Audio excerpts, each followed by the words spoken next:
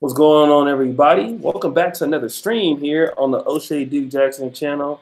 I am your host, O'Shea Duke Jackson. Now, many of you, I believe, were on the Paris Milan's channel, and she had a topic. I believe it was should black men be obligated to protect black women? And we are going to do another show. This has been a very popular topic in our sector of YouTube, the Black Manosphere. And I'm calling it, it should be mandatory that black men protect black women. And there were a ton of black women in the chat waiting. Shout out to Paris. She sent over the crew, and I don't know if they were arguing or they were talking among each other, but there was already like 100 comments before the stream even started. But I want to present to some and introduce to others the big time, blew up, going big places on YouTube. Don't forget about me though. That's the Paris Milan YouTube channel. Paris, thank you for coming back again. We're gonna take some calls tonight. How you doing tonight? Me, I'm good. I'm Gucci. How are you? White man hold me back, but I'm doing all right. Okay. Yeah, I'm excited to be here. I think that this topic needs to be discussed because it's like, that's one thing I feel like women hate to have to do is to have to ask a man to do something that you feel like he should already be doing just off GP, off rip. You feel like he should know to do that. You shouldn't have to tell them. So I feel like the fact that we have to have these conversations, it's sad, but at least we're having them and not suffering in silence. Let me ask you this, Paris. What made you even think about this topic in the first place? Yeah, so like maybe 2-3 weeks ago, okay, I made a video where I said, "Dear black women, we are not strong," or I said strong in the video, but strong and independent. And I was telling black women that because I was seeing how we were being portrayed in the media. We were constantly portrayed in the media as these aggressive, masculine, dominant beings that don't need salvation from other men, when realistically we do have a history of having to be forced to be resilient, to raise our families by ourselves, etc. So after I made that video, I got some feedback from women that were upset, and then you had some other women that were very receptive to it. And literally like a week after that, we started seeing an uptick of attacks where black women, like the black woman in Dallas got uppercut, beaten dang near to a pulp. You saw the older black woman that was on the train station in New York that got beaten up. And you're just constantly seeing these situations of black women being beaten up. Somebody else sent me an email of a black woman being, was he shot or killed by a white supremacist, something along those lines. So we see black women being always on the attack, and a lot of that has to do with our perception in media. And I feel like it is up to us to try to change that narrative, but also our men need to play integral roles in trying to protect us. We shouldn't have to come out and ask y'all to do anything. We should automatically be given that role. I mean, that respect and that regard. And you should automatically, as a man, want to give support and protection to your women, because that's what being a man is all about. Regardless of if you're related to her or not. That's personally how I feel. Paris, let me ask you a question. Why do you think that this generation of black men, why are they not wanting to protect black women as they have in the past? Wow, that's a good question. It's kind of a loaded question in a way. Are you doing a trick question right now? Okay, personally, how I feel why they don't they don't do it is because they don't want to. Like, so many of them don't feel like they need to, because a lot of them grew up in households where they didn't see a man protecting their woman. They saw the woman that they saw doing everything by herself, having it by herself, protecting the home front, being the matriarch, was his mother. So if he grew up in that household and seeing that dynamic where his mother didn't need protection, even though she was fighting a grown man head up, doing a head up fade, and they knucking and bucking, what the freak is he gonna grow? How is he going to reach a male status of being an actual full-grown man where he feels the need to go out and protect other women, and more specifically his own women, his own black women? He's not going to feel the need to give her protection, because black women have always shown that we got it, and realistically we don't got it. Well, Paris, let me ask you this. A lot of young black men are like crazy about protecting their moms and sisters and stuff like that. So are you saying that black men don't want to protect other black women that are not related to them? Is that why you're saying that? I just don't really feel like they want to protect women at all. Whether it's their mothers, I feel like that's an excuse that they use, is that, oh, well, she's not related to me, so I don't want to protect her. Because as we see, I've seen this before in person, where some Black men, if they'll see a white woman needs help with something, or if a white woman is in danger or whatever, they don't even know her. They'll just go out and give her protection and support her. And on the flip side, it's like with us, it's like you see your Black woman, even though you're not related to her or whatever, you see her being stomped out in the streets, and you're just, world star recording, or you just walk on by like, it's nothing. So I don't think that it's a matter of them only want to protect women that they're related to. I just don't feel like some of them want to protect Black women because they don't feel like we deserve protection. Okay, well, let me ask you this. You said because they don't want to. Why? Then let me ask you the question then. Why do you think that Black men feel that Black women do not deserve protection? As I stated before, I feel like a lot of it has to do with some of them just don't want to do it because they don't feel it necessary to protect us. Some of them just don't give a F about us. But also because some of us have displayed the strong Black woman archetype. And some of us actually play that out in real life, that like we can be the super mom, the super maid, the super soccer mom. You can go out and be the medical assistant, the lawyer, the dentist. You play all these roles in your life, and you also take on a protective role. And again, I think a lot of it has to do with the Black community being matriarchal, but because Black women have taken on everybody's problems by herself and always showing that she can do it by herself, some of them have become, it's like we've made them lazy to where they don't feel the need to step up as men because they feel like you're going to do it yourself. So you said that you feel that that Black women have made Black men somewhat lazy. How have they made them lazy? Rewarding them with bad behavior. What kind of bad behaviors are you talking about? I feel like it's bad behavior as a man to not protect, provide, and create infrastructures for his community. And stupidly, some Black women take these men. This comes into the hypergamy thing, right? Wait, what did you say? Protect, provide, infrastructure. What else did you say about that? They don't protect us. Did you get that down? I'm writing it down. Go ahead. Protect, provide, infrastructure. What else? We've rewarded that bad behavior. That to me is what a man is. That's like his basis of being a man. That's that's the rudimentary basis of being a man, is to protect, provide, prepare. And some Black women have rewarded that bad behavior by encouraging these men to stay destitute, encouraging them to not want to go out and get a job, rewarding them with babies, even though you don't have commitment, rewarding them by even giving them the time of day. And it's like some of us have not encouraged Black women striving to be with quality men. And so as a result, you have these trash buckets that we keep having these babies by, that's not there to even raise our young boys. That's another reason why we feel like they don't protect, because some of them are not being raised in households around other men that are actually demonstrating to them how to protect women. But it's like Black women have to stop giving play to men like that. If he is showing you that he's not an upstanding male, that he is not a father quality male, that he's not a good partner overall, he's not treating you right, and everything across the board, being committed, faithful, whatever, he's not doing none of that, don't have his effing babies. Match his freaking energy. If he's not protecting you, don't go out there and protect him. Just like the same thing with the Stephen Clark situation, how he's talking all this crazy stuff about Black women. Why the freak were Black women out there on the front line still rewarding bad behavior? I'm sorry, y'all, if I seem a little bit, on edge, but this is just something that I'm passionate about because I'm tired of having to have these conversations. I really am. I promise you that I am. Just a little bit.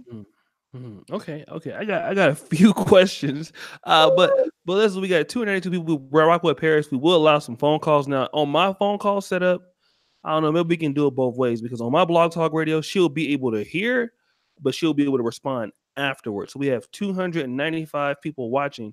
Do me a favor while you're here, like the video. We're here with Paris tonight on a really, really good topic.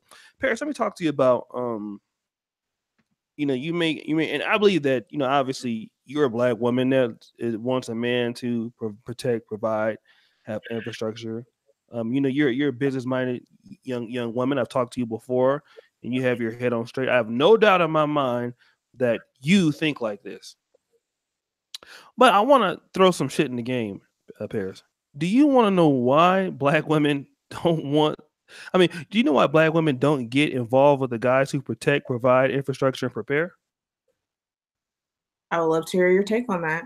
They don't want to fuck these guys. They make these type of dudes in the black community.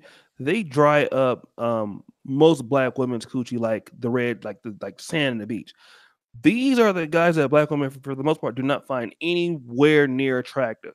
Now, no one's going to admit this, especially in the chat, because they're going to be lying, talking about, no, not me. I love a man like that. I love a nigga like that.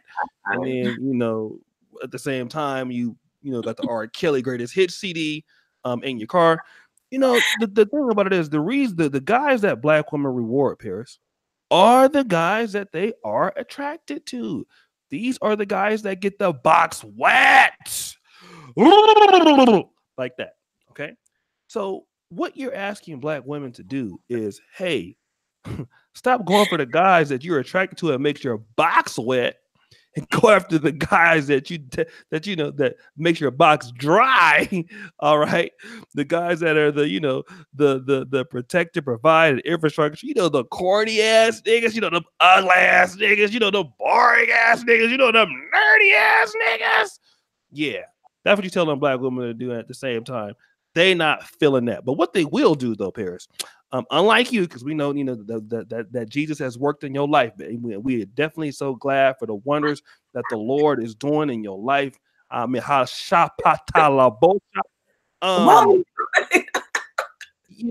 the thing is we got to really, but you have to understand, they want to complain and put all black men in a box, right? So as soon as this don't work out with 13-inch dick Leroy, or what's a really ghetto ass name? Jabarian, Sean, Jabarian, Leantheon, and all of that. Then you want to go ahead and say all black men ain't shit thing, protecting ain't providing. Look at these niggas. But they don't want these dudes, Paris. We come back to that. So what are you going to talk about? Are you going to tell black women to change their sexual preference for guys? Because we know you're not going to do that. I'm gonna throw the burner in there. Oh, I'm about to. I'm ready, man. I'm ready. This about to finish her. You know what? You know what it is? Yes. What is it? There's not enough of those quality black men around. If it was, they gonna be mad. Ooh, they gonna be mad. If it was an overabundance of the black men that are scholars and work for truck driving, he got his is it a CL license? Did I say it right? He got his degree. CDL. Okay. CDL. He got his degree. He's into astrology and astronomy, and he's in medical school, and his head is on straight. He's not a narcissist, and he's having enough money to support her, and he wants to marry her. Are you telling me there's an abundance of black men like that around? Yes. Ciao, bye. Where are they? Can you tell me where they are? Well, I can tell you where they are. They somewhere that black women have turned them down. Here's the thing. Okay, we got to be honest. All right, black men have a what? Close to, if the black community is a 1.4 trillion spending power, we got at least 600 billion of that.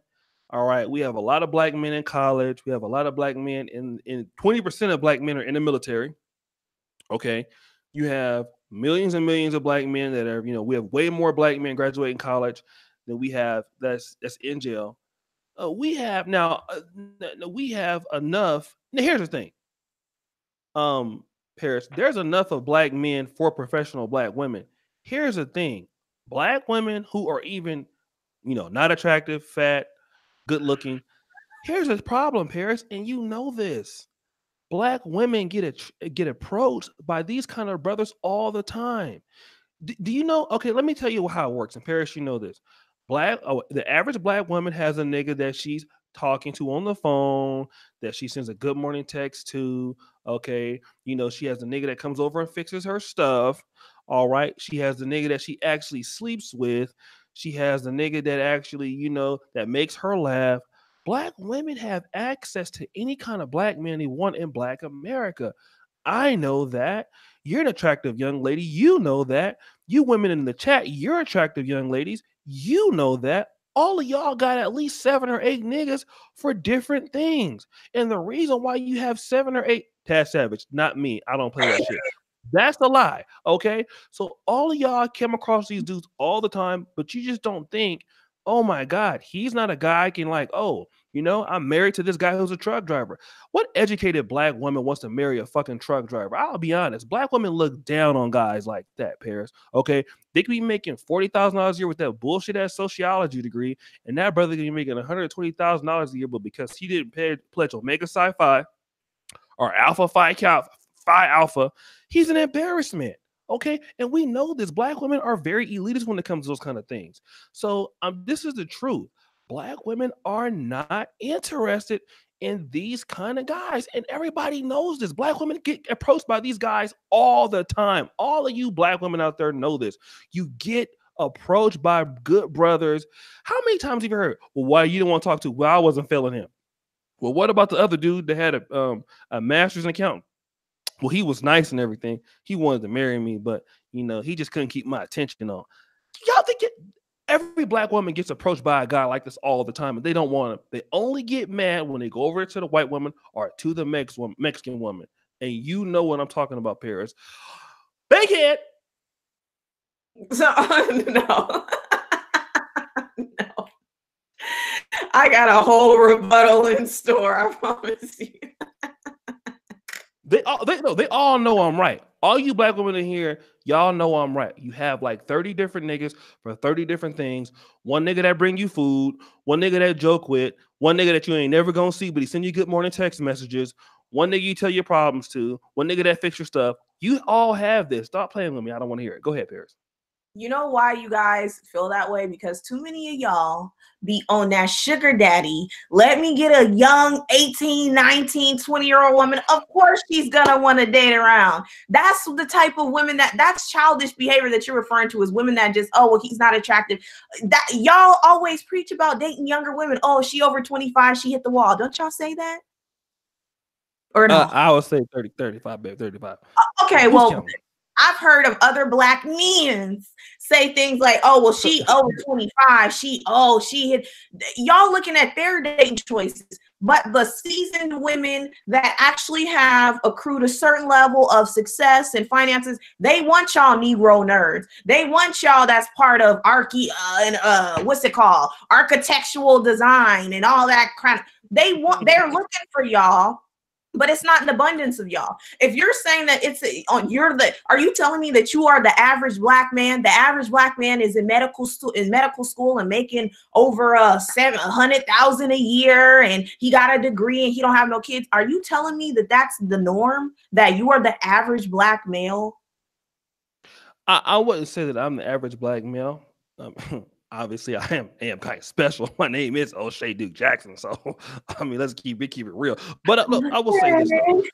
I will say this: there are a lot more brothers that are out there than black women want to admit. And see, that is the thing. Black women. Here's a problem with African, like black men. We will not deny that. Okay, yes, black women are very educated. Yes, black women are doing very well in the private sector. We are willing to give black women that credit.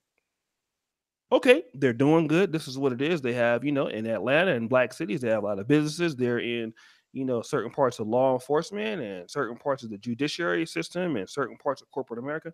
We would never deny that. The problem with black women is they want to deny the fact that, yes, black men are doing well too. Okay, and there's more of us that are doing very well than black women want to admit. And that is the issue. Let me talk about this. You bring up this age of 35 years old, Paris, and I'm so glad that you bring this up. Okay, yes, black women do want black men that are, the nerdy niggas when they're 35. Here's the problem. Did they want them when they were 21? No, when they were 22, when they were 23, when they were 24, when they were 25. No, because you know what? Because black women at these ages, and I can understand today's black woman is created to go into corporate America and stuff like that. Black women are looking at dating a whole lot. You know, they not ready to get married at that time, not ready to, be committed in their early years. We all know that men want women in their right years, right? I mean, you have a boyfriend and you're young and you get this, but the problem is that black women are not going to wait until they do all these things so they get 30, 35 or 40 and all of a sudden they expect that some brother is going to stop what they're doing just to come check for you at 40. Now, here's the thing. If a woman is 35 and hasn't been married, usually she has been through a hell of a lot of retarded ass niggas, a lot of personal problems, has developed a whole lot of bad relationship habits, and she at that point cannot change. A 35-year-old single black woman is not really made to be somebody's wife because you can't teach her too much at that age. She thinks she knows it all, and that's the problem. The problem is if when they get 35, if they were looking that way when they were 22, 21, okay, looking to settle down with a guy, still do their career, but want to commit earlier, you know what I mean? And then they would be able to have a more fulfilling life. What they want to do is, at 35, okay, now I want you. But here's the thing, Paris, they still don't really want those guys. They're not really attracted to them. They're just like, okay, I'll take what I can get right now. And then fuck the guy like twice a month. We know this also happens. Thank it. No, man, no. I always got a good comeback just in store. See, okay, I'm talking about the good black men is out there and all kinds of stuff.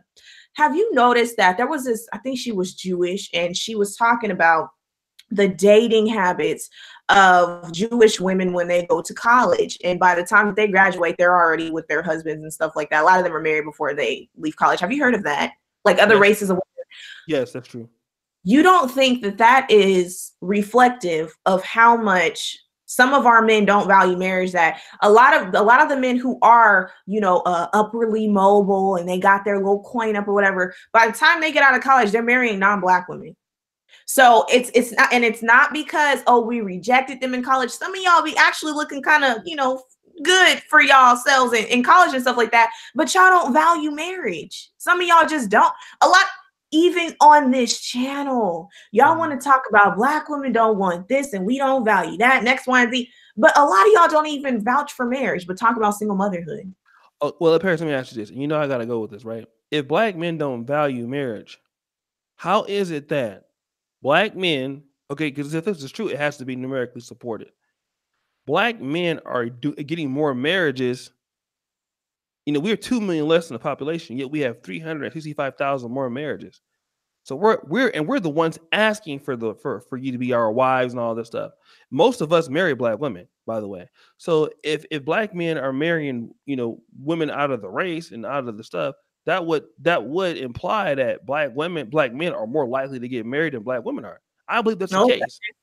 The numbers speak to that. Now, whether we get divorced, more, or who stays together long, that's not the question. What I'm saying is the question is the black men have been married. We have 365,000 more marriages than black women. So if black women are more interested in getting married, then their numbers should be higher than ours. Why isn't it? You know why? Why? Because we don't ask for men's hands in marriage. If you're a man and you're the one asking a woman for her hand in marriage, your likelihood of getting married is going to increase. I don't even know what the numbers are, but if you look at the stats, I'm sure there's some men that have asked women on average, maybe 2 or 3 women to marry them before, and at least one said yes. How many black women are out here asking men for their hand in marriage? How many other women are even asking men for their hand in marriage? So therefore, if you're the one asking, you are going to be receiving majority of the time. Where's these marriage stats at? Because I want to look it up, because I'm sure I'll send it to you. It's from blackdemographics.com. But let me ask you this though. Okay, you make a good point. Women are asked to get married. Right. I'll concede that point to you, that argument. I'll let you have it. Fine. You're right. I cannot disagree with that. Bank head bounce for you. I get it. You get it? You got it? Bank head. Okay. No. Because I got to be a little bit crafty. So then this. If black women are waiting for men to get married, then, okay, well then, why are black men not asking those unmarried black women to get married? What about them is not worthwhile according to some brothers, because black men have the key to marriage, or even other races of men. For example, I'm talking about men in general. What is it? What is it that other races of women are doing, whether they be white? And we're not talking about weave or overweight, because all women are getting married like that in America. Okay, what is it about black women that's stopping them? What kind of energy are they sending out to men in general that people are saying, okay, for the most part, we're not going to ask you for a hand in marriage? Then that's the question I want to know. Then what are black women doing where black men are not saying we want to marry you, or white men or whoever men are not saying that? Why are they not popping the question to black women is the question. Because black men obviously are popping it to somebody. Mhm. Backhand. Okay, well, let's go back to the argument that y'all like to use. Okay, when we talk about that, black men don't really marry us like that, but y'all like to bring up this stat, which is incorrect, that y'all like to say black men do marry black women. Over 80% of us are married, and we know that's a lie. It's not no 80%. But according to y'all now saying that we don't really get married that much. But when y'all like to use the stat, you like to pull up that stat where you like to say we're married over 80% of the time. Only the percentage that I saw was that only 29% of us are married. That's low as F compared to everybody else. It's like 50% or higher. But I feel as though the reason why they're not getting married, it goes back to the whole perception thing. Some of us are perceived to be strong, independent, masculine, all that kind of stuff. So therefore, our men, because of what they're seeing in the media, they feel as though we are that way and they don't want to marry us. And also it goes back to what Nick Cannon had to say. Once they make it, they don't view us as worthy of being status symbols. It's Beckiella and Ling Ling and Estrella and all in Suhei. Y'all see them as status symbols. You don't see us as that. You only see us as marriage worthy when y'all down and out. So that's less reflective of that we're doing. It's more about what y'all and how y'all are perceiving us. You better bring it today, O'Shea. Okay. You just said something, right? Like black women, some of black women have that I don't need no man kind of attitude. So you do admit that this is a reason why it could turn men off.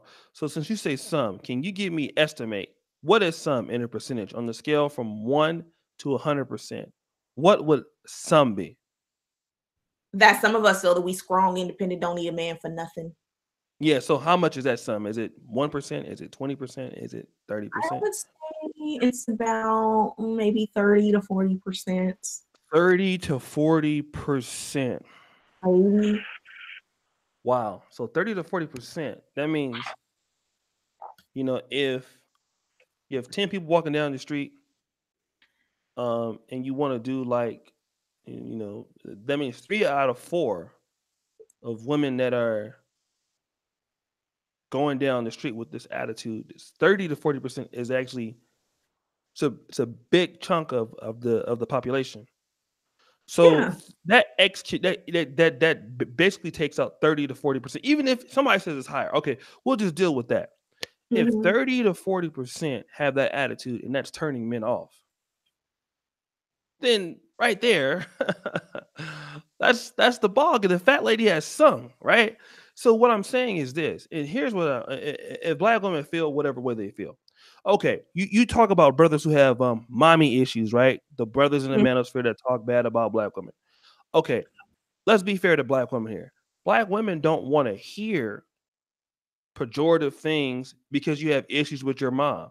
That's not black women's fault, right? If you have a problem with your mom or whoever else, when a black woman meets you or sees you, she's not going to want to hear your negative experience because she's going to feel like, hey, it wasn't me that did it. So why are you mad at me? You need to handle that on your own.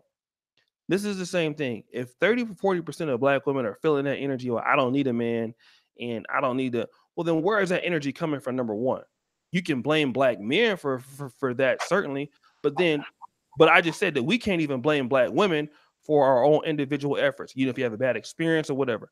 That's a problem that black men cannot solve. If 30 to 40% of black women feel that they don't need a man or don't need a husband or don't need to be married, that is something that they are causing on themselves. because the other 40 or 60% of black women that may be getting married, they don't feel like that. And so they don't have that issue. So my question to you is this 30-40% that you said that have this attitude, why do they feel that way? And why are they not correcting that particular energy so that they can put themselves in a position to get with the husband if that's what they want? Well, it's because black men like that type. Y'all say that y'all don't like the strong. Oh my God. This is the hypocrisy with some of y'all. Okay, Y'all better. okay. I need y'all to come close to this freaking screen. Some of y'all will say that you don't like the strong, independent. I don't need a man for nothing. You'll say that, but why do you see in the media black women are getting beat up and y'all don't do nothing? You want us to be the strong, independent type. I hear some black men say, weren't y'all on that no tricking, no simping? If you pay for a woman's date, that whole chivalry. Some of y'all say the chivalry is dead.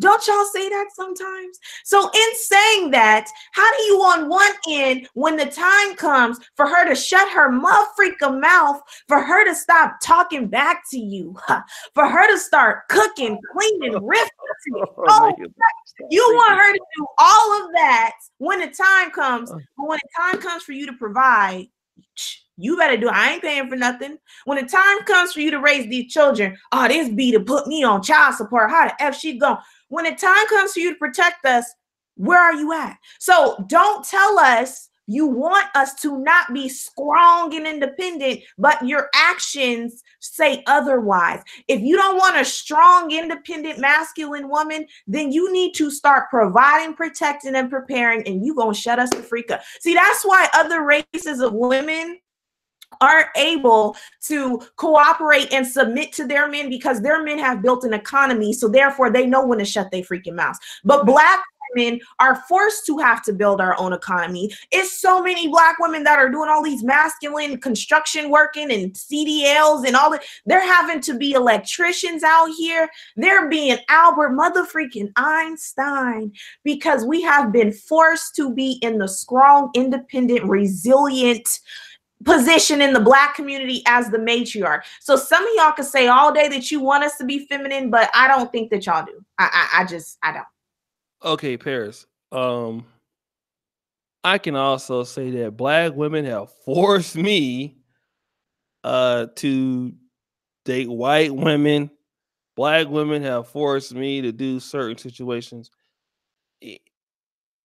Listen, if a black woman wants to be a truck driver or a CDL or to take on additional things, no one forces her to do anything. Black women who do this, they tell themselves that so that they can do it. They do this on their own will. Okay, if I really wish black women would really say, listen, we don't trust you guys. We feel that you're incompetent. And for those of the black women who feel like that, they should just leave black men alone. I mean, really, it's just that simple. Because what I'm hearing, because if I was to say, hey, Paris, I went to a school with white women, and those are the people that were, amongst me, and I got with a white girl, you wouldn't accept that. Nobody in the chat would accept that. And I would grant you that argument. A lot of black women, they choose to do certain things, situations, because they want to do it. There are plenty of black women that don't have to do that. They do it because they feel that they want to do it, and they have some chip on their shoulder. They have some bad experience. So in order for them to get over their bad experience, what they would like to do is to diminish black men and make black men look stupid, or to say that. And that's one thing that at least black men, for the most part, won't do. I mean, obviously there's some hostility online, but black men will say, okay, yeah, black women, they're educated. Black women are doing their thing and stuff like that. Black women are getting in the CDL, truck driving, and working manly jobs because they want to. They actually want to do that stuff. And then they will justify it by saying, oh, because a man won't take care of me.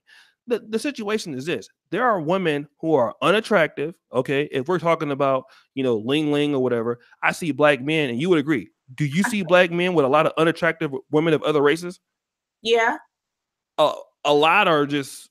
I see a lot of y'all. They don't be having no teeth. Okay. No eyes. Okay. No ears. Okay. They can't They be looking like cock-a-doodle-doo, and a Okay. lot of y'all still they could be out of shape, got dents on 4 flats, a whole pothole in her face, got craters, and y'all still think she's better than a black woman. No. I'm glad you said all of that. It was some cock-a-doodle-doo, no eyes, no lips, craters. I'm glad you said that because you're proving my point. Okay. That just goes to show you that black men are willing to deal with such women in the black race also. Okay. That sounds like I don't have standards. Your black men are known for fucking tree stumps and whatever. So we know that these niggas will date almost any. We don't care. Okay. So it's not about so black men are not going to white women because they look better or because we all know that you talk about cock-a-doodle, whatever. Here's the situation that black women don't want to understand. Okay. The reason that black women are doing what they're doing is because they're telling themselves that. Right? They're telling themselves that they're using it as an excuse because they think that black men are incompetent and they don't really believe in black men at all. They don't want to say that because they still want somebody to, to come after them with that position, right? So, what I want to talk about is this, Paris. Black men are not dealing with unattractive Asian or white women or other reasons, right? Black men are dealing with those women because for the most part, those women have a total unique experience that is more pleasant than dealing with most African American women. Because think about it, if I'm a black man and 10 out of the chicks that I come across, 3 to 4 at the minimum, or I don't need a man to have that attitude. And then you deal with white or Hispanic women, and like 9 out of 10 don't have that attitude. Well, if the looks are the same or a little bit less, then what am I going to go for? I'm going to go for the woman that has the more supportive attitude or the more agreeable attitude. The fact is, black women don't really have any faith in black women feel that black men are incompetent. They don't want to say that, but that is really the truth. They don't want to say it because they don't want to make themselves look like, oh, they hate us, whatever. But a lot of black women really hate black men. Okay, let's just be honest. And that's the reason why they have that bad attitude towards brothers. And then when brothers go and deal with somebody else, they figure like, oh, well, you need to stay over here and let me talk shit about you every day and talk about how incompetent and stupid you are. And I think that's totally unfair. So, and that's why you see black men with those women that are ugly, cock-a-doodle-doo. It's not because of what they look like, because black men will mess with ugly black women too. They're dealing with them because their disposition is better.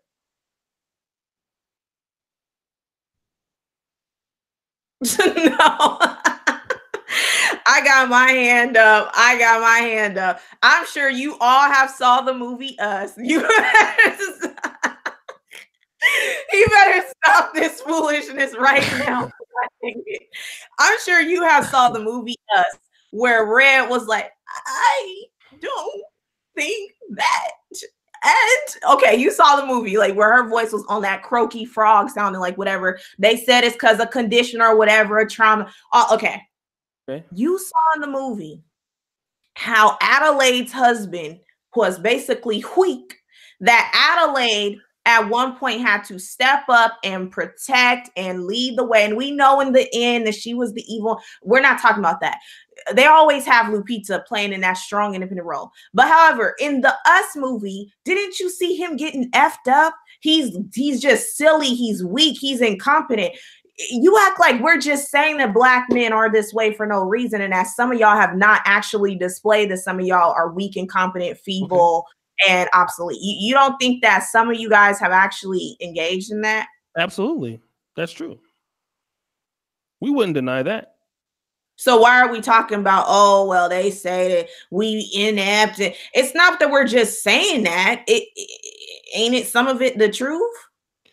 Well, again, Paris, I think that no black man here in the chat will not agree that black men. I know you're using a movie to bring this out, but I'll concede that to you. Okay, we black men understand that there are black men who are what you're talking about.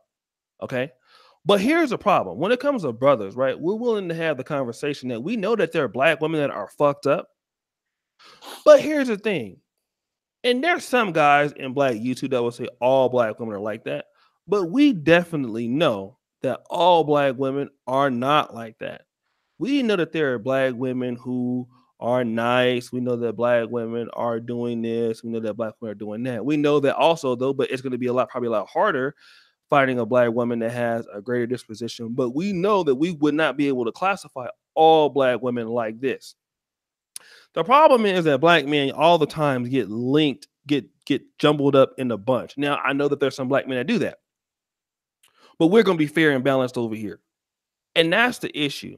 Okay, so since black men are incompetent, because let's say the black men that some of them decided they want to deal with are incompetent,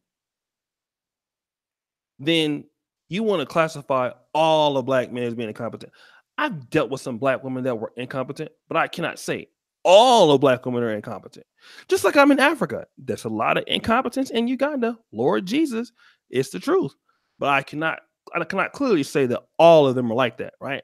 And that's the thing, that brothers, I think, are looking for opportunity to interact with black women and kind of put it all behind us and kind of deal with what is good with them more often than not. But black women think that all black men are incompetent.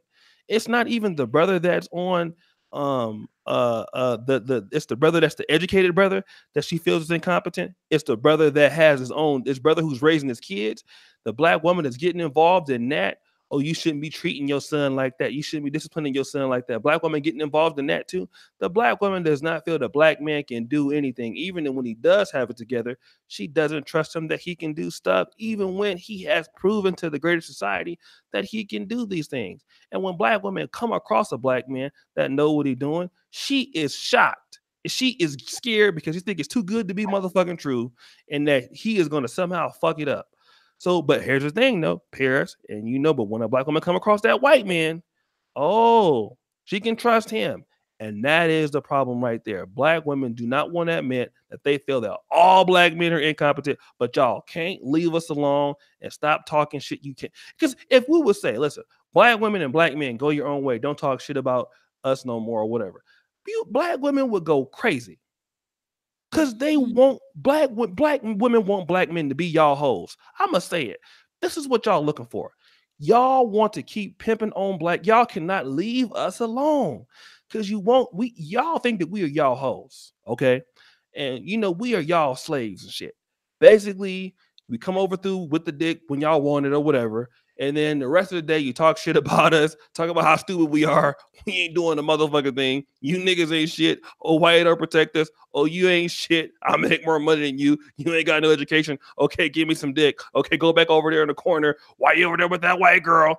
This is black women look at black men as their hoes. That's a fact. Present yourself that way. Y'all act like y'all want relationships. Some of y'all be playing these games. Like y'all be acting like, you're these upstanding men that want to have a sound relationship with one woman, and y'all be having 9, 10, 11 different women that you running game on, got kids over here. You don't want to settle down. So it's like you get treated accordingly.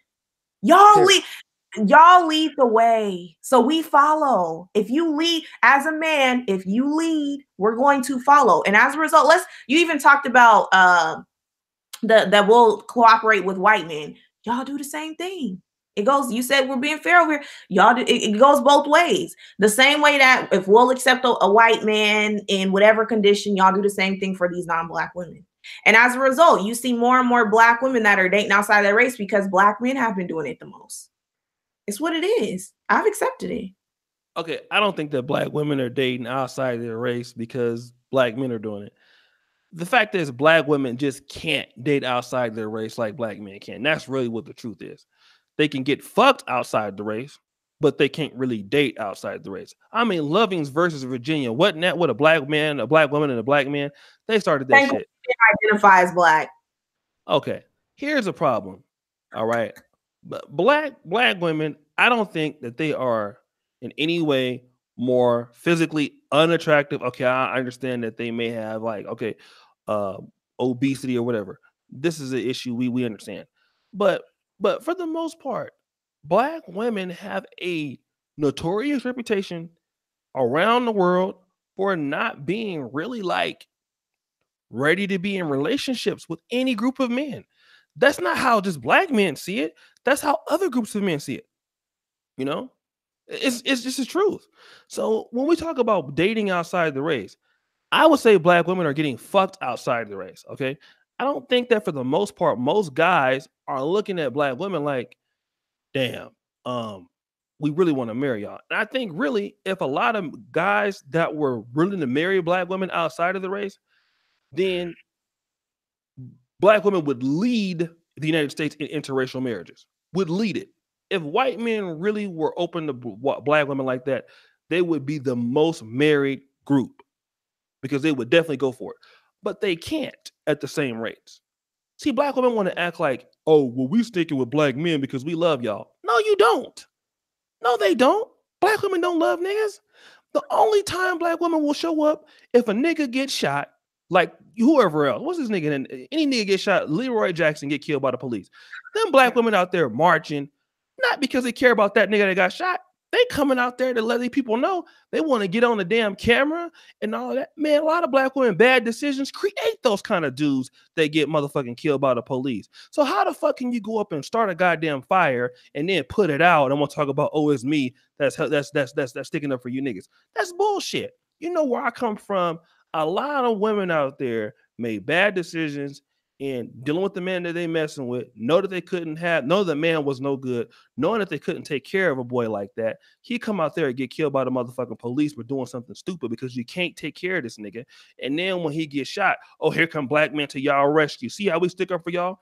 Bullshit. You the one that fucked the nigga up in the first place. And that's why he out there getting fucked up, because you don't want his daddy to be around and all type of other shit because you can do it all by yourself. That's the goddamn reason why you got all these goddamn kids fucking up right now in Black America, because you don't want the men coming in to whoop these kids' ass. Because I'm telling you right now, if they ever bring ass whooping back, America will be straight tomorrow motherfucking night, if I got anything to do with it. But see, black women don't really give a fuck about black. That's the goddamn truth. They only come around when it make them look good and to say that we run the community and look, we out here sticking up for these niggas, and this is why you need to be out here and stick with us. Black women, if they could go date Italian men and Brazilian men and Arab men, they would say fuck you niggas in a heartbeat. And we know that's the goddamn truth. There was a point that you made early on before you were talking about the black women only want to show up when it makes them look good. Do you remember what you were saying? It was some part that I wanted to touch on. I can't remember what it was that you were saying. I hope that you can remember. You talked about the marriages, right? Mm-hmm. Interracial dating. Mm-hmm. It was some. Dang it! I should have wrote it down. The white man holding you back. He holding you back. It was some part that you were talking about. I was gonna have a rebuttal for it. I'm sure when I rewatch it, I'm probably gonna be mad because I wasn't like, you said a lot. Mm-hmm. Personally, I don't think that that's true. I mean, if black women just really don't give a F about y'all, why is our out of wedlock rate so high? And I understand that it's not only because, all of those babies in the out of wedlock range that are part of that statistic are black babies, but I'm sure it's a high percentage. I really feel like some of us are just loyal to you guys. It's not about us not being able to get married, because plenty of black women, I mean, the census comes out every 2 or 3 years or something like that. So I'm sure when we'll see this new census, we're going to see an uptick of black women who are getting married outside of their race, because it's becoming trendy now where black women are no longer waiting on y'all. It don't have nothing to do with us wanting to come around and make y'all look good. You mean to tell me that black women, when one of y'all gets shot to death, killed or whatever, and we're the ones to lick y'all wounds clean, take care of you, when y'all have to have colostomy bags and all types of crap, and you start getting glaucoma and the gout and your foot got to get deamputated, all this crap has happened to y'all, and you mean to tell me we only just come around when it makes us look good? That's bullish. And anybody that believes that, you're lying. Okay, let me ask you this, Paris. This young woman that got beat up in Dallas, I'm gonna prove to you that black women don't even give a fuck about their own people. Where were black women at when this chick, Ja Unique, whatever her name is? What is Unique? Yeah, where were y'all at when that? You know where you were at? You were nowhere to be found. I'm gonna tell you why you were nowhere to be found. I'm gonna tell you why. Nowhere to be found. And you know who was out there doing a lot of that marching? I saw a lot of black men out there. But I'm gonna tell you what, black women are strategic in their protests. They are strategic in who they stick up for. And the reason why La Janique ain't getting the black women coming to their defense and the Me Too's and the why we getting abused and all of this stuff, because La Dajanique is what black women would consider. She's ghetto, okay? She's not in the in crowd. She's not one of the elite. She's not somebody that makes black women look good. She's from a lower class, okay?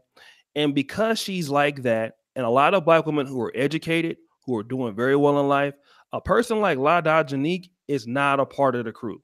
So she don't get represented by you either, for the most part. Now, people like you will make videos on YouTube because it's a hot topic. But as far as, let's give her some money, let's get her a lawyer to do something like that, black women are not going to come to the defense. I would even argue black women will come to the defense to R. Kelly faster than they will to a black woman like that who's getting beat. So what I'm saying is, if you're not in the right social class for black women or in the right type of in the movement with black women, they don't fuck with you either. Now, here's the reason why black women will fuck with black men when it comes to a black man getting killed by the police. Because here's an opportunity for black women to say, we run the black community. We are the voting bloc in the black community. It is us who organize things in the black community. And you cannot trust these niggas to do anything in the black community. And as you know, we are the leaders. So, but at the same time, black women don't want to take any ownership that they are the reasons why they create those problems. Like, for example, a few years ago, during the Baltimore riots, there was a mother out there whooping her son. She had 6 kids by like 5 different niggas and had no job. Yet Oprah Winfrey and all those people were calling her mother of the year, and her son was out there rioting. This is a situation where she couldn't take care of the boy at all. She's fucking her life up. And this is the situation. Black women are very disingenuous of who they take care of and why they do it. Okay. Black men got to stop believing that black women are just, oh, y'all love us because, oh, we're black men, we're black women. No, because if you really loved us, we would feel that every day. Not when something bad happened. We would feel it when we talk to you on the street. We would feel it when we try to say hello. Hey, what's your name? How you doing? No, nigga, I ain't got no motherfucking name. Who the fuck are you think you talking to? Nigga, look at me and look at you. I would never talk to you. Joe broke ass. Well, dang, I was just saying hi. Nigga, fuck yo, hi, nigga. Who the fuck you talking to? Like, look at this nigga. This nigga's ugly. This nigga, how would you ever think about talking to me? See, that's the kind of love we wouldn't see that kind of, we would see that every day. But we don't see that every day from black women. We only see it every day when we get fucked up or something like that. And that's the problem. You open a door for a black woman, she walk past, don't even say thank you a lot of times. That's what we see all the time. Okay, so that's what we have. What you just described, want to say F, you're talking about a hood rat. Y'all compared us to hood rats. Oh, okay. Hold on. That might be a hood rat, but then you have those who have the silent treatment, the ignores, oh, that happens across. Okay, what I'm saying is this. That's true. That's true. But if you say hello, how are you doing? Okay, she don't owe you that. But here's the problem, Paris. Okay, you're right. She don't owe us this. I'm gonna let you talk real quick. But I'll say this. Okay, but then if a white woman, let's just say this, Paris. Okay, I don't like white women, right? But I will tell you, white women are far more nice and pleasant than black women. And I've never had a white woman, if you say hello and she doesn't speak back, that never happened. Why does that? You get that 911 call that you're sexually harassing her. Y'all remember that? I love Jesus.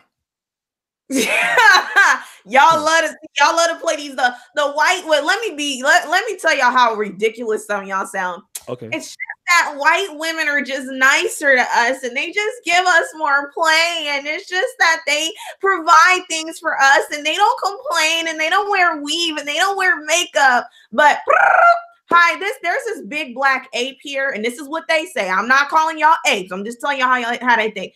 There's this big black ape here, and he just held the door open and he stared at me for too long. I'm being sexually harassed right now, and I think he's gonna rape me. Can you please send an officer down here? And y'all get shot to death. Or you're just walking past her and you said hello, or you accidentally brushed up against her. There's this big black man here that I feel threatened. He's gonna attack me, and I'm this innocent white woman and I need help. They do all of that to y'all, but they're so not. See, that's what I'm saying. Y'all be on that bullish. When it comes time for y'all to use that as a talking point against us, you like to say it, but real world, you know that they don't really be so open to the what do you say, the advancements that Black men make towards them, because they feel like it's rape sometimes. And even their own men feel like when y'all are trying to put the Mac on too much for them, they feel like it's rape.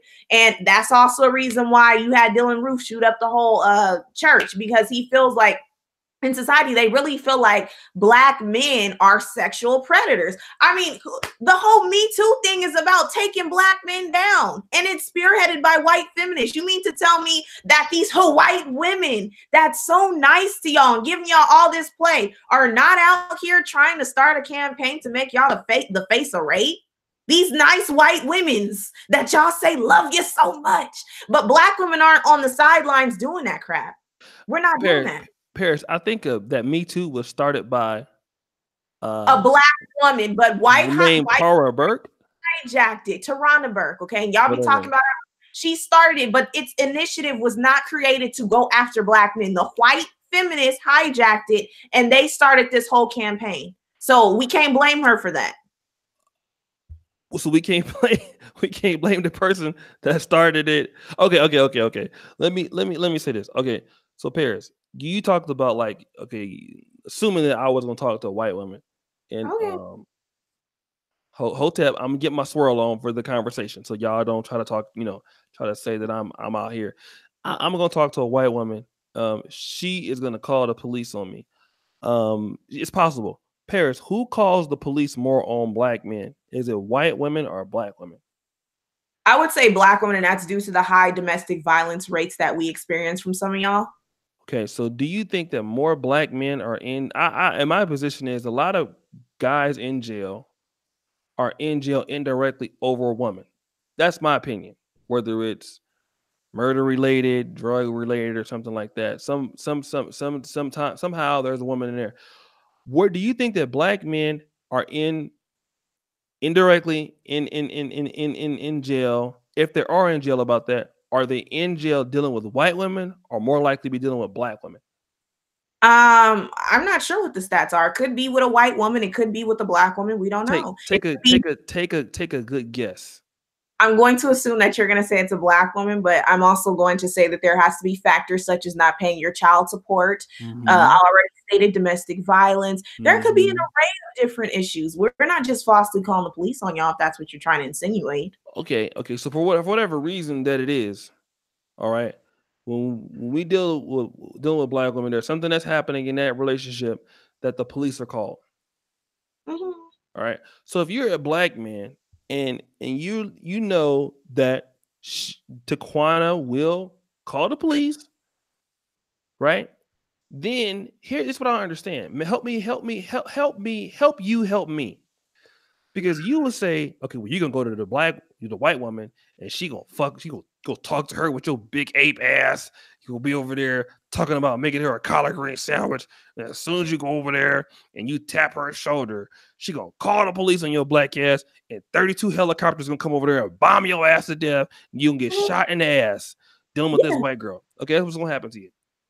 But you've already admitted that the most probably calls coming from on Black men are already coming from Black women. So my question to you is, if the numbers show that more than 50% of the calls are coming from Black women for whatever reason on the police, then why do Black women always say you go over to the white woman, she gonna call the police on you? Well, we know that Black women are calling the police on Black men way more than white women are. So you don't think if a Black woman is being physically abused that she should exert her ability to call the police? Well, here's what I'm saying, Paris. If a woman is being physically abused, she should call the police.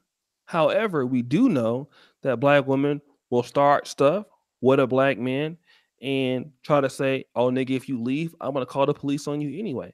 We know that a lot of Black women or women call the police on Black men that don't even hit them. Women will call the police and will lie. Well, we know all of these scenarios are things that can happen. We know that men can hit a woman. We know that women can start things, and then we know things like this can happen. But we also know that all of these scenarios occur. Okay, where your woman can start a fight first, and you could basically be trying to push a woman out of the way, and she'll call the police on you. Now, there are situations that men do hit black women and be physically abusive. We know that those things happen. We're not here saying that they don't happen, but we're also not going to sit here and act like black women do not use the police as a tool to intimidate black men and to make black men stay in line, or to make black men do what they're supposed to do, because they can call the police, and they know that if you call the police on the black man, that is something that can damage his career or damage his whatever. We know that black women will use that police thing on a black man also, whether it's fair or not. I feel other races of women do it too. It's not just we're us. we're not talking about us. We're going to put that out there. Thank you for putting that out. You dug a hole for yourselves. I dug all. Okay. Not even really. Now, I answered the question based upon what you were leaning towards. Okay. But let's be real. Majority of y'all, don't you say that we don't choose right. We need to choose better and stop effing with that man that got all them churn, and stop effing with the one that's effing you up. Y'all have the whole she date Pookie and Ray Ray who's getting her jaw sewn up. Y'all have that whole rhetoric going on that we choose bad, and black women are letting black men, these Pookie and Ray Rays, rape their kids and be pedophiles. But we don't call the police on y'all. So it can't be that we're just calling the police, because a lot of us don't call the police and get y'all locked the F up the way that we should. So many of us give y'all so many passes and will let y'all F us up and do whatever, and we don't really call the police. There's some black women that will try to use that, but the majority suffer in silence. No, I wouldn't disagree with that. I wouldn't disagree with that. I would say that happens. You ain't ready for me, O'Shea. See, no, but here's the thing. No, you getting that work. Trust me. But it's not even close. But here's the thing. Black men will not dispute that there are brothers out there that behave in the ways that you are describing. No black man is gonna in this chat is gonna say, "Oh no, you're lying." But when I describe the other scenarios, you see black women all in the chat. Oh, that's not true. See, and that is the reason why black women are just so disingenuous, and it's so difficult for black men to have any sort of logical conversation. Because why? Black women will fail at any point to acknowledge anything that is negative about them or their behavior. The way that black women describe themselves, if this group of women are like black women want themselves to be portrayed, they would be the next best thing to Jesus Christ. Okay. And they would be perfect, without flaw, without sin. Black men have at least enough honesty to say, okay, yes, there are brothers like this. Yes, I would not dispute that. But then any other situation that is not fitting the black female narrative, that is not fitting black female talking points, there is a lot of aggression, there is a lot of disdain, and there is a lot of pushback for those things, which makes it very difficult for black men and black women to ever have any kind of functional conversation that leads to any kind of moving forward.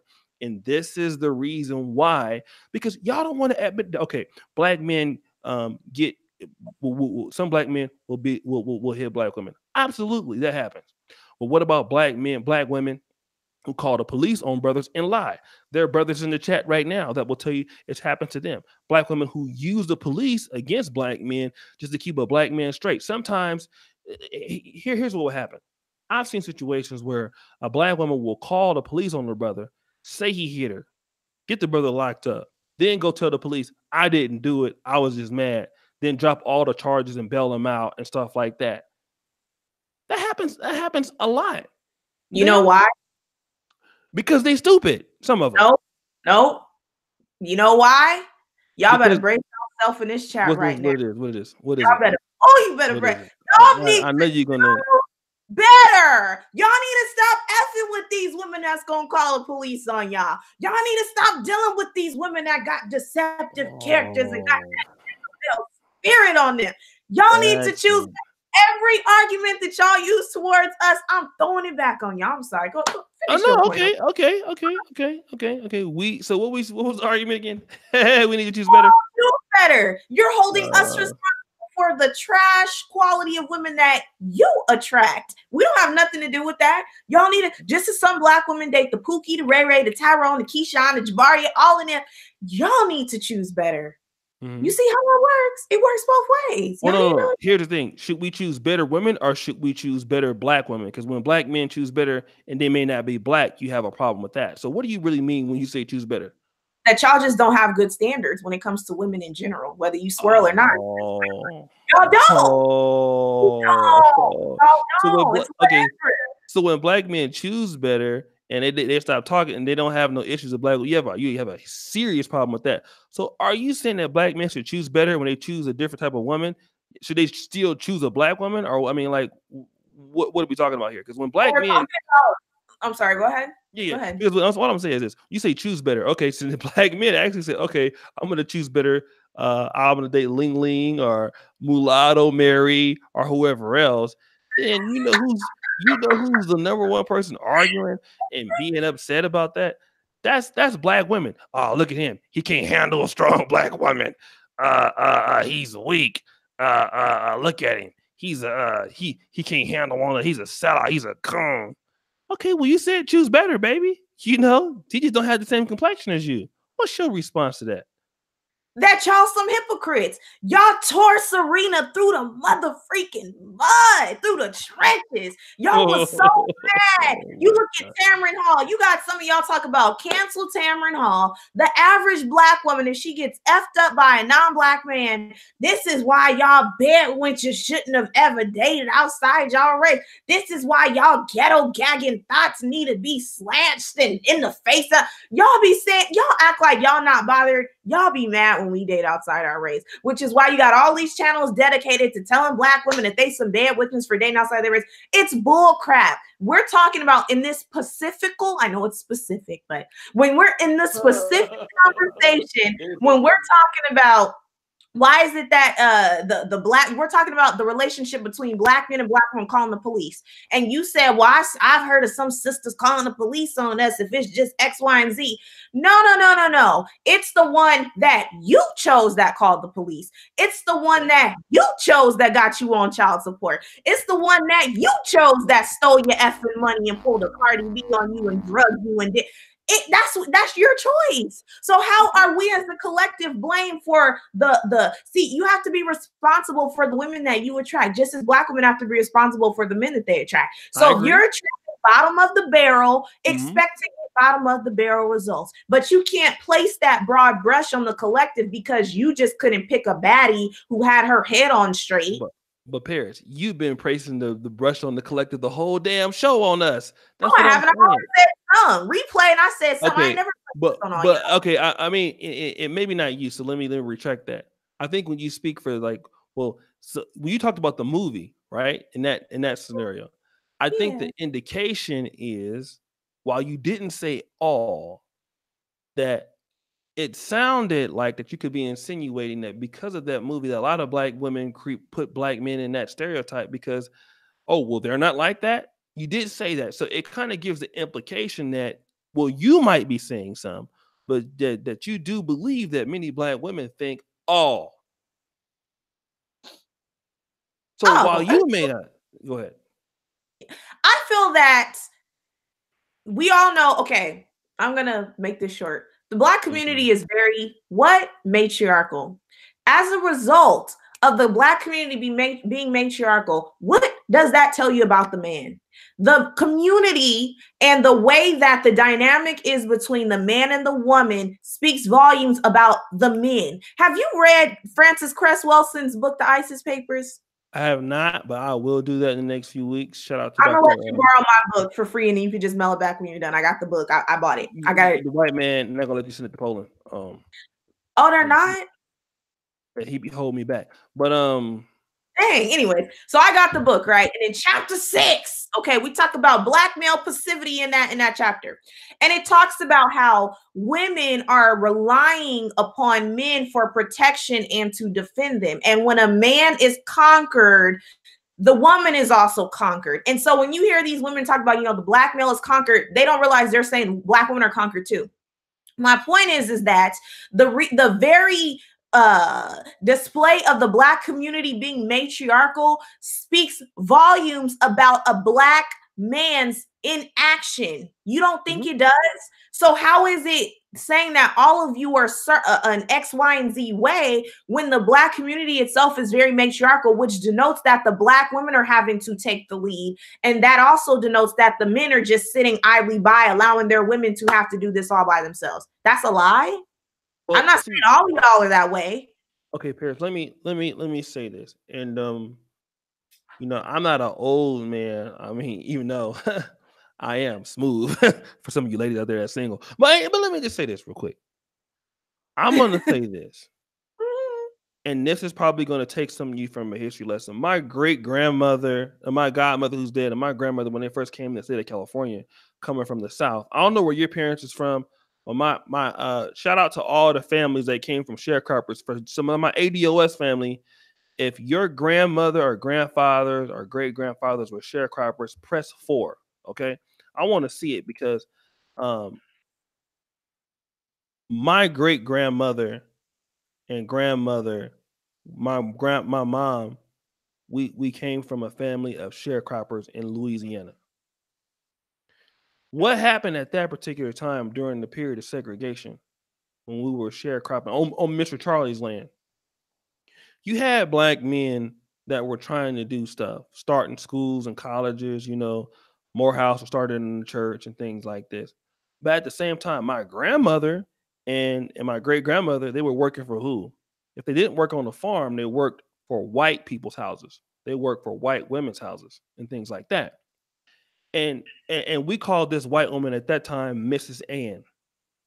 Black men were doing the best that they could with the churches, with some of the organizations that they started. We had Ebony, we had some of the things. But at the end of the day, black women were looking at how white women lived. They were looking at the things that white women had. And this is the reason why when you say how to sell to the Negro, black women were the biggest spending power because they were spending more money than even anybody else because they wanted to be what white women were. And what I'm saying is this: black women, and I'm going to say this right now, will never be accepted, will never accept what black men can create, because in this country, it will never be what white women created. Black men did create colleges. Black men did create churches and created all of those things. And the reason why black women opted out to go towards feminism and towards other things, because, hey, you brothers are not giving us what Miss Ann has. And that's always kind of been the problem. And so whatever these black men have ever tried to do for their communities and tried to have, African-American men in comparison to other groups, and this is no shot at brothers from Africa or Jamaica, there's been no other group of black men in the world that have done the things that African-American men have done. Not only did we fight in every war, we started our own colleges, our own schools, we built our own communities, we built businesses under harsh conditions. Brothers in Africa were even looking at the colleges that black men had in America. Marcus Garvey, Kwame Nkrumah, all of them were impressed. The British went and gave them everything. Black men in America were some of the most innovative group of men on the planet. And the thing that it is, and black men understand this, black women will never be happy what black men can do unless it's greater than what the white man is. Now, here's the thing. We have been under the system of oppression with black women. We also understand that. We have also been conquered. But here's the thing. What we do have, it was ours. Now, we understand we didn't have the industries and stuff like that, but it just wasn't good enough. Maybe the effort wasn't good enough. And a lot of black men understand that no matter what black men do for black women in America, it's not what that white man can do. It's not what the government can do. But black women don't want to admit that, because do you know what? Black women want the government and black women want black men's protection at the same time. And that's what they want. They want to have both. They want to have their motherfucking, what do you call it? Their cake and eat it too. And that's the goddamn truth. Well, I just told people I was going to come with that fire, because what you just said about the black woman wanting to be in Ann's position, Do you know why Black women wanted to be in Ant's position? Why? Black men have been chasing after non-Black women since forever. Oh, It seems as if y'all, oh. even during the civil rights era, was out there marching and fighting, not because you wanted freedom. Some of y'all, I feel some of y'all wanted liberation. I'm not going to say all y'all didn't, but a lot of y'all simply wanted access to Anne's behind. Period. Paris, where's that? I mean, how can we gauge this? When Loving versus Virginia was the first interracial marriage in American history. Identify as Black. It doesn't matter.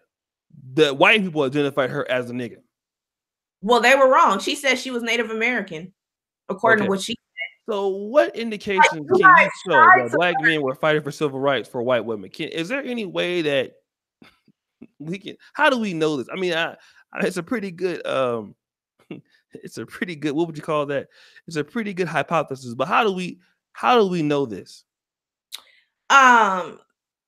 Let me tell you, okay, now just because you guys were not, because I made a video about this maybe 2 or 3 years ago when I had my channel, and I think I was doing was it a beauty channel back then? I was talking about how Black men always talk about Loving versus Virginia, yet y'all failed to ignore the cases that y'all failed to get passed. Okay. It's not like we were just the first ones to go down there and y'all didn't try to go before. Y'all tried to go before the courthouse. You had Pace versus Alabama in 1883, where y'all tried to go and there was 2 people that was cohabitating. There was a Black man thrown with a white woman and they ended up going to jail for it. So there's been so many different cases of Black men trying to date outside of their race. Y'all don't really want liberation like that, like y'all claim and building and doing all this church stuff and a hallelujah. And y'all not, you just want to be able to have the white man's woman as a trophy. That's it.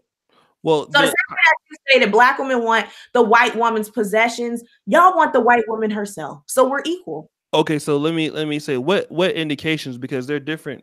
Why are Black men still marrying Black women? Okay, let's go a low conservative estimate, over 75%. Why is that still the case? We're not really getting married like that if the rate's at 29%. When we 29% of us are married, and at 80% of the time, according to y'all, well, of that 29%, 80% of us are married to one another. That's not high at all. It's not. Okay, so out of those that are married, though, out of those that are married, then a lot of those are in Black relationships are to Black women. So if we really want and chasing, okay, Paris, here's the thing. What you don't understand is dealing with white women is very uncomfortable for a brother, most brothers, right? Nobody wants to be seeing nobody staring at you and dealing with a different culture shock and stuff like. See, this is what Black women don't understand. When you deal with a white woman, for a lot of brothers, it's twice or 3 times as hard as a relationship. Okay, people stare at you. You got to deal with their white ass family and all of that. It's a very uncomfortable dealing with white women. Very. Okay. And if you fuck up one time with them, it's like you're out. A lot of y'all don't know that. Dealing with a white woman is not, for a lot of Black men, it's the last result, because it is hella uncomfortable. When you want to watch a Black comedy show and she can't really get none of the jokes, and you know what I mean? If you have kids and all of that stuff, what are the kids' culture going to be? What are they going to identify as? It's very difficult. It's difficult. It's different when you fucking them, but to marry a white girl or marry an Asian girl and their family, their family not going to accept you, that's a hard thing to do. So I don't understand why Black people think like, oh, you brothers just want to. No. It's a very uneasy thing to deal with, but I don't know why y'all just think that we just sitting around looking to. Go ahead. You go ahead and talk, and I'm gonna set the calls up. Go ahead. I thank you for your honesty for that. That was actually I really don't have anything in I don't have a rebuttal for that, because I can't agree that there is like a Welcome to Blog Talk Radio. Please enter your host pin. When finished, press the pound key. Damn. Go ahead, Paris.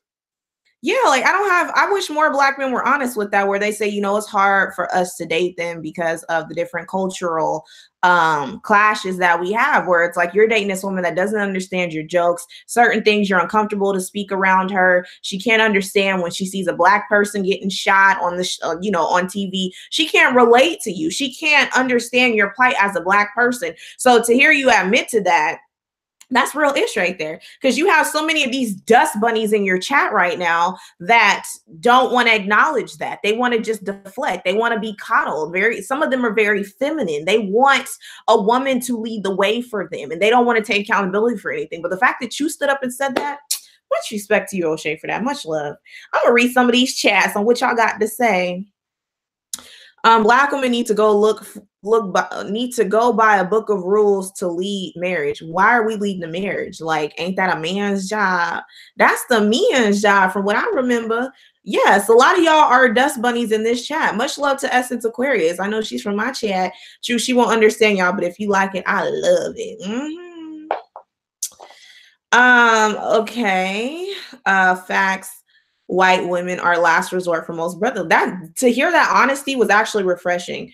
Dust bunny eggs, they really are. Like, just ashy. Y'all, if y'all need some lotion, please go to my sponsors. I got ashkicking.com. They will de-ash and de-rust and de-crust a lot of you crusty, dusty, musty, funky Negroes that's sitting in this chat mad right now.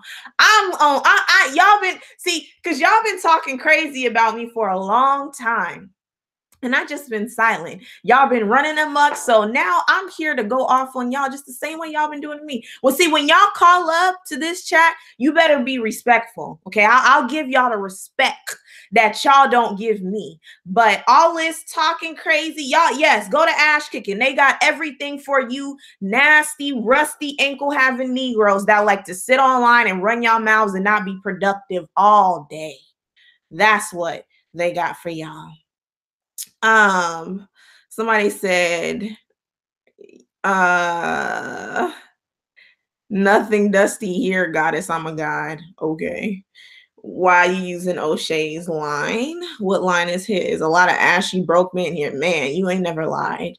People have been name calling up and down this chat. Yeah, that's the thing that y'all not gonna do to me. What they like to do is play victim. Y'all could talk crazy about me based on something that you didn't heard from somebody else, that I got a baby, that I didn't bleach my skin. They say all this crazy crap, but when I give them that back, don't start throwing out ad hominems. Don't start. No, you Negroes are weak. You're emasculated and you're trash and you're not worth a goddamn, which is why you have to sit online and have another man tell you how to date women. And now you should escape and go to this pill and go to orange pill and go to purple pill and pink pill. Go all over these places for you to find some sort of salvation within yourself, because you've been just so rejected by society because nobody gives a F about you. That's why you're mad. Oh, okay, so I'm back now. I'm sorry. I wasn't doing that. You guys call in. I heard a little. So I'm letting that go because I there are some dudes that were being, you know what I mean, being mean in the chat. So I have been seeing it. So all right, listen. Now that we got those things out the way, I've been seeing you dudes cuss in the chat. So fire it back. Okay, now we got it popping. All right, call into the show. The show is 646-668-2519. Press 1. All right, let me do this real quick. Wow. Okay, O'Shea. What are you talking about okay, O'Shea for? KG, nigga? I mean, listen. They going back and forth. So look. That's why you get the calls for. Let me do this. Doggy dog. Let me shout out the super chat. Black men have to force black women into line. Choose better. Simon Landreth. Paris. Women are from the dirt poor conquered countries known to be submissive. Arabs, Filipinos, Mexicans, etc. Sweet Willie, don't make her mad. Or say she will call the police. Detail. Maddie Dean. Doggy dog. Why do 80% of black women mate with nomadic homosexuals? Wow. What do you guys say about that? It ends out of wedlock births. Doggy dog. Black women pretend they can't differentiate between groups, types of men versus all black women have the power to use the government against black men. Thank you, Donald Armstrong. Women like this should be ignored. She's only interesting because she's cute. but actually she is too argumentative to be dealing with. Although she's right about us needing to have better standards. Maddie Dean, why do black female lesbians lead in the highest rates of domestic violence in the LGBT community? Whoa. What do you got to say about that, Paris? Hurricane Celos, Dari 9, ATX Gaming. 30% do not need black women. 30% married, 40% remain fat and dumb. Sweet Paris, no, I'm not going to read that. Mr. Edmore, we are lowering our standards to go with you black women in the first place. Damn. Nelson, Paris troll game is admirable. Salute. It is. Paris, no, I'm not going to talk about who she called the police on or nothing. We're not reading that. Paris, stop lying. A random chick. So worried about that. Two cops. I don't know, but we're not going to do that over here. We not. Don't worry about it. I beat, need, rape her because I didn't. Oh, a random black chick threatened to tell cops that I beat and raped her because I wouldn't give her broke ass money for hotel and her son. John Down, stepping up the shirt game, Broham brother. Here's some spare change for your shirt fund. Randy Sargent, what movie she finna reference next? Sweet Willie, thanks to Paris, I will never date another black woman. Keith Lamont, white women thank Paris for sending more black men tonight. Charles Wortherly, $5. Keith Lamont, can't you just feel the love, fellas? Corrupt. Black women, by and large, love black men, and we show it when it's not reciprocated or when it's considered useless. Sweet Willie, Paris, stop lying. No white woman has done it to me. One Titan. So many black men have been locked up on false race charges by black women. Sweet Willie, talk that. O'Shea, let me something about a donation amount up. Thank you, brother. Mitchell Lewis. They are the least feminine dust sought after women on the planet. Sad but true. Nelson Amadeus. Paris is hilarious. That's a lie. Black women don't do shit for us. Keep them out $10. Sweet Willie, tell her, O'Shea. Speak those facts to her, my dude. ATX Gaming. So any man that don't check all the boxes incompetent. Can we do that to say about women too? Please, Manosphere.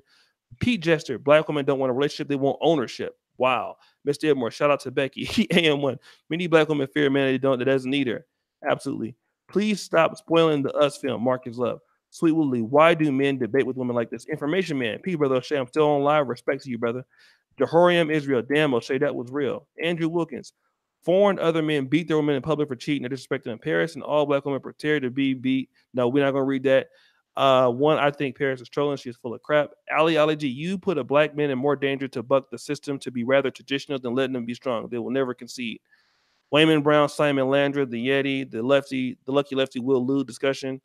All right, so listen, I'm going to read some of the rest of those. There's so many that I couldn't even get to them, but I'll get to the first ones at the end of the show. We have the call-in queue right now. We have 14 callers in queue, Paris. People hate you. You reminded me of something. First of all, let me address this whole call police thing on very, very briefly. Let me make this clear to some of you nasty, disgusting, STD incurably having Negroes, okay? If you ever threaten me online, I don't give a F where you live, how many children you got.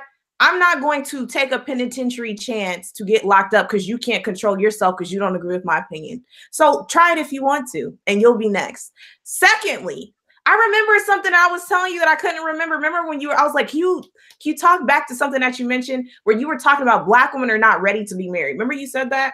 Mm-hmm. It's a lot of black men that are encouraging black men to date interculturally, but they don't like to hear when black women do it. But haven't you heard of that? These black men are going to the Dominican Republic, okay, because they want to go. Y'all heard of that? Yes, I have. I will go and date these women that are living in poverty, that don't have ish, that are not educated, that don't have any knowledge of you guys' history, and you marry them because they're in a different culture. I see this on YouTube where you guys are promoting this, and I also see it on 90 Day Fiance. And y'all like to pretend like some of these shows, like, oh, all she does is mention entertainment. Unfortunately, some of y'all are actually living that crap out in real life. So what I've been noticing is that y'all go and marry these women that quote unquote aren't really marriage material and aren't ready. And I know a woman's finances does not dictate her being wife material, but a lot of these women just are living in shambles and y'all still go and marry them. So I feel like that's also a cop out. I just wanted to mention that really fast. But yeah, y'all callers, y'all best tighten up because I'm telling you right now, I will be 100% respectful. Okay. This is O'Shea's channel, but if you call up here disrespecting me, please best believe that I got nothing but dust to give you. And I hope you use that dust and find a way to choke on it because I will give you nothing. I just wanted to clear that up. All right, so this is what we got. All right, 744. We almost got like a Saturday Rumble. Do me a favor, brothers. I'm going to get to those super chats, and thank you to you brothers out there. Do me a favor, subscribe to. It's going to be kind of hard to say this, Paris, but subscribe to Paris Milan because they're going to be. Let the Negro might stay here. They don't need to be on my channel. Paris, Anyway. all right, so listen.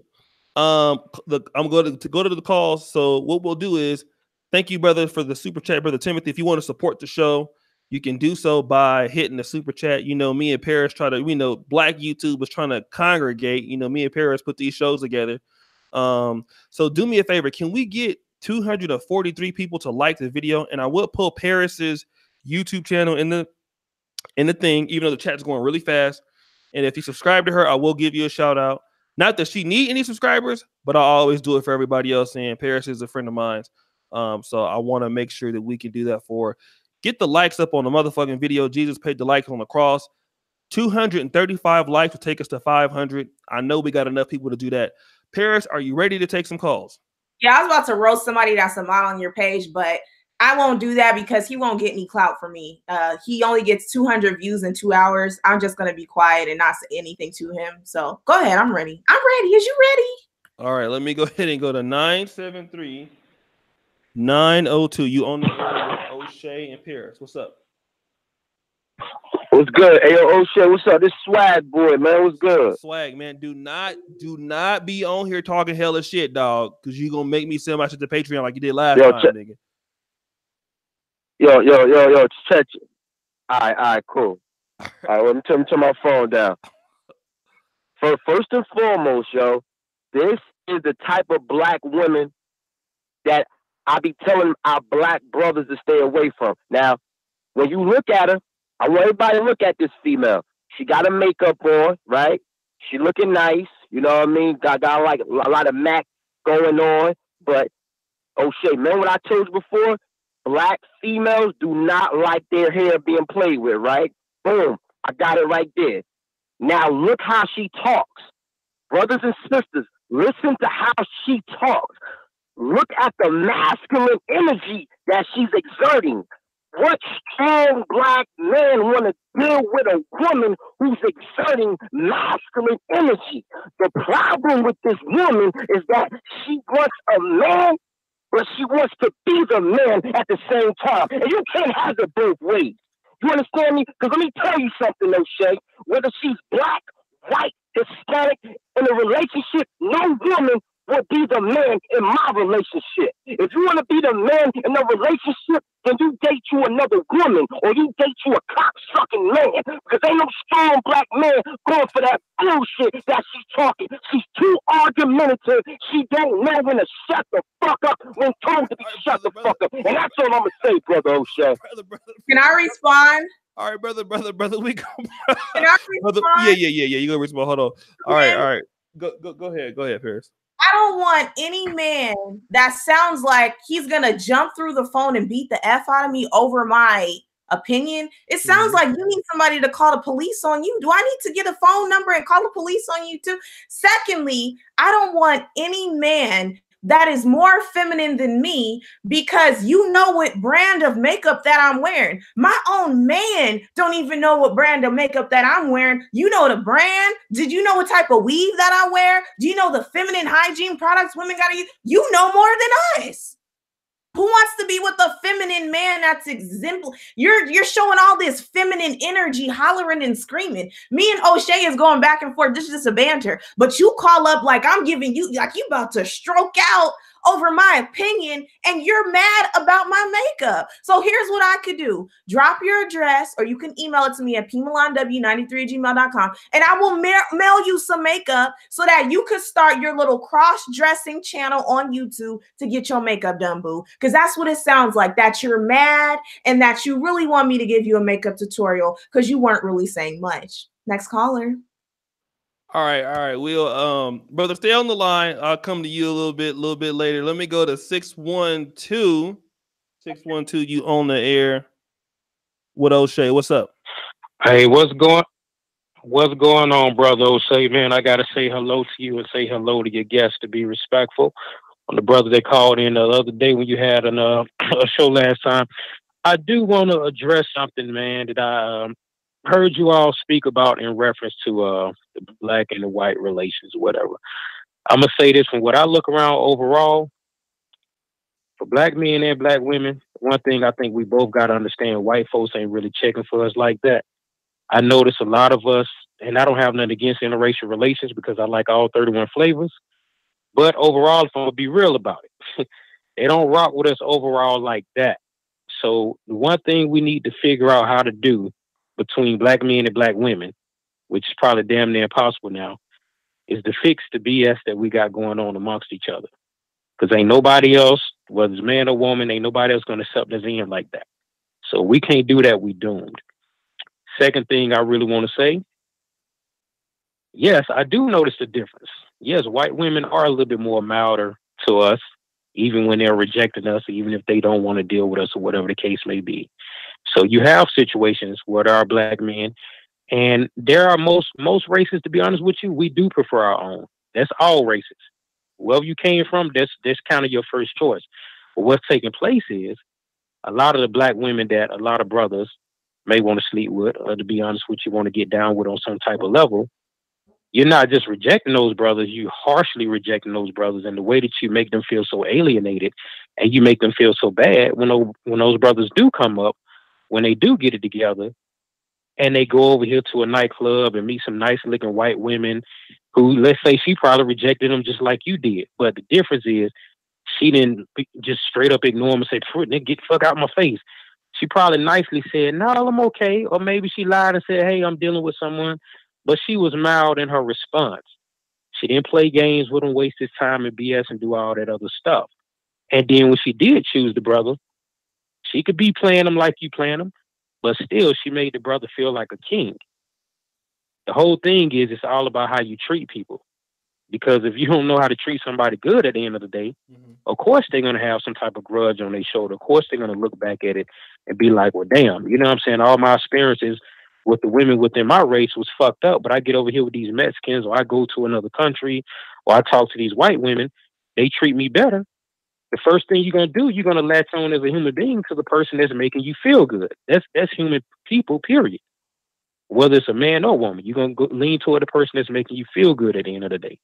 So I wouldn't necessarily say dog those brothers out either for going over there, because hey, if you don't want them, you're gonna make them feel like they nerdy or whatever it is you think they're nerd, and it's fine if you feel that way. I understand you can't help who turn you on or who turn you off, but the one thing I would always tell the women in my family, what you can help is how you interact with a man. You can help your respect level that you have to somebody. Just because you're not feeling them, just because he act like Steve Urkel or whatever the hell, don't mean you got to demean that man. Don't mean you got to call him lame or talk to him like that. You could think all those things about the brother. I'm not telling you how to think, but you ain't got to make the person feel inferior. That's my only argument with that. Man, you're a very, very good caller. Paris, let me take one more call and we'll come back to you. 314-680. You're now on the air with Paris and O'Shea. What's going on? What's up, y'all? You know who it is. Killzone. What's going on? Wait, let me go ahead and give you the sound. Now, Hold on. Let me give you the applause, brother. Don't do me. I thought you was ready to hit me with the boom, boom, boom, boom. No. Let me give you the drum sound. But anyway. Drum sound. All right, now what's up, brother? You like that one, don't you? All right. So what I want to say, I want to say this to Paris right quick. The thing about brothers out there, you're not giving brothers enough credit because we try to meet women where they are. They don't meet us where we are. We'll date a woman who has potential, where you say the person that has actually, matter of fact, hold up. We date just as many Lolo Keishas and Laquandas as men as women date Pookies and Ray Ray. The problem is we as black men, we have to charge it to the game. And whereas with women, a lot of times they end up being stuck with the kids. And it's not just women that are poor and disenfranchised or whatever. I've seen women that have degrees, businesses, hell, all type of accolades and money and infrastructure of their own get swindled by a Pookie and Ray Ray because they were so in love, they were so enamored by it. But when we get played, we charge it to the game. Whereas black women, they go on the attack. Not all black women, but a lot of black women. I dealt with and to the women that are older. I dealt with a woman that was 33 going on 34 years old. She didn't have no kids, but she had been traumatized. She was a biology major. She dealt with a lot of Pookies and Ray Rays. And when she got to me, she had multiple niggas on her team. Matter of fact, when we first linked up, before I went out of town to LA for a convention, she had a dude that was married. Now, I don't know if they slept together or not, but she went and kicked it with him at the hotel and got drinks. I didn't get to go. But O'Shea, I smashed though. It's all good. But anyway, I had to charge that to the game. Now, I could have been like, wait a minute, you finna go, because I knew what time it was. And I had a couple other, I did, parents. I had a couple of chicks on her team. Now, what was her excuse? What was her excuse? She had she was a pharmacy technician, so she making good money. Biology major, was going for another bachelor's and a master's. She had came up here. I ain't gonna put all of it as I heard. She came up here because she had an abusive boyfriend and was running game on me. Now I'm 28. She's 33, going on 40. What was her excuse? Now, this a woman that she wasn't Lolo Keisha, but she wasn't Serena Williams either. Okay. So black men go through it and we die in silence and we charge it to the game. We either get us a Becky or we wait and we try to find us a queen that's going to match our benefits.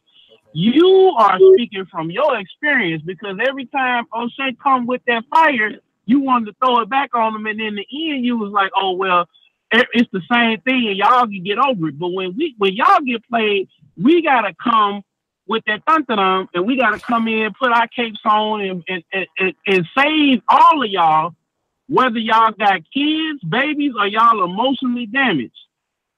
It don't from one end of the spectrum or the other. So black men can't win. We fight a losing battle. We got to fight the cops, the police, and these racist white people, and we got to save y'all from the same from them, and we got to save y'all from yourselves.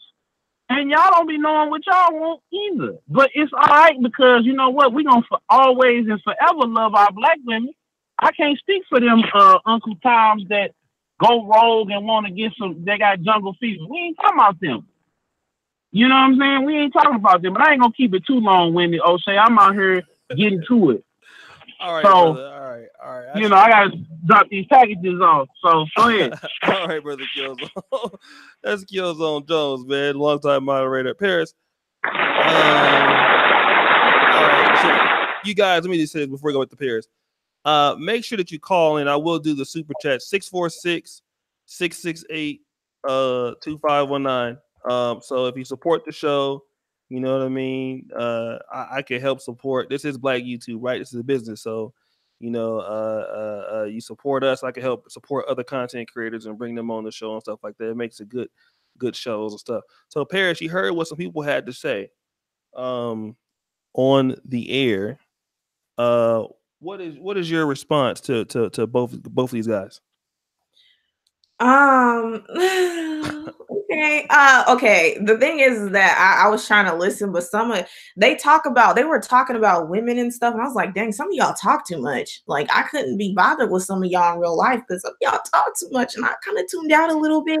But from what I was hearing is that it's kind of the same narrative where the guy that called before, he was like, you know, it's just that white women are a little bit nicer and all that, and it's just like, You just, the fact that you hear our own men saying that, you don't even hear, this is how disgusting it is. You don't hear other races of men even saying how nice their own women are. Do you ever hear them say stuff like that? How their women are nicer than other races of women? No, I would say that white guys complain about their women quite similar. I mean, I don't know if it's just as much, but they do.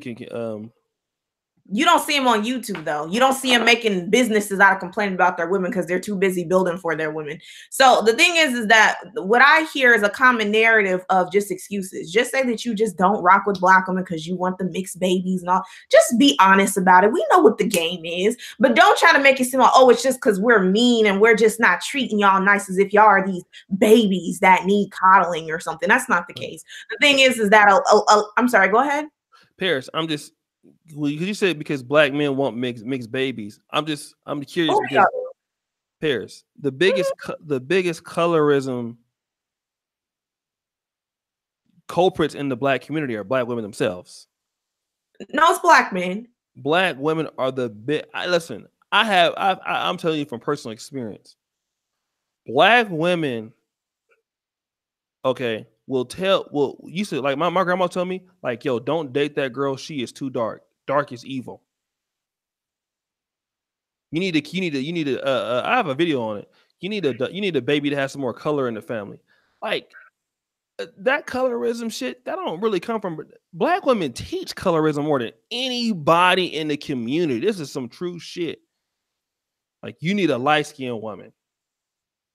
So I don't understand how black women I mean that's for a lot of black women push the colorism agenda, and that's like I don't know. I mean, I would say it's not black men that push that shit. That's black women that push that shit. And I can tell you why black women push the colorism agenda.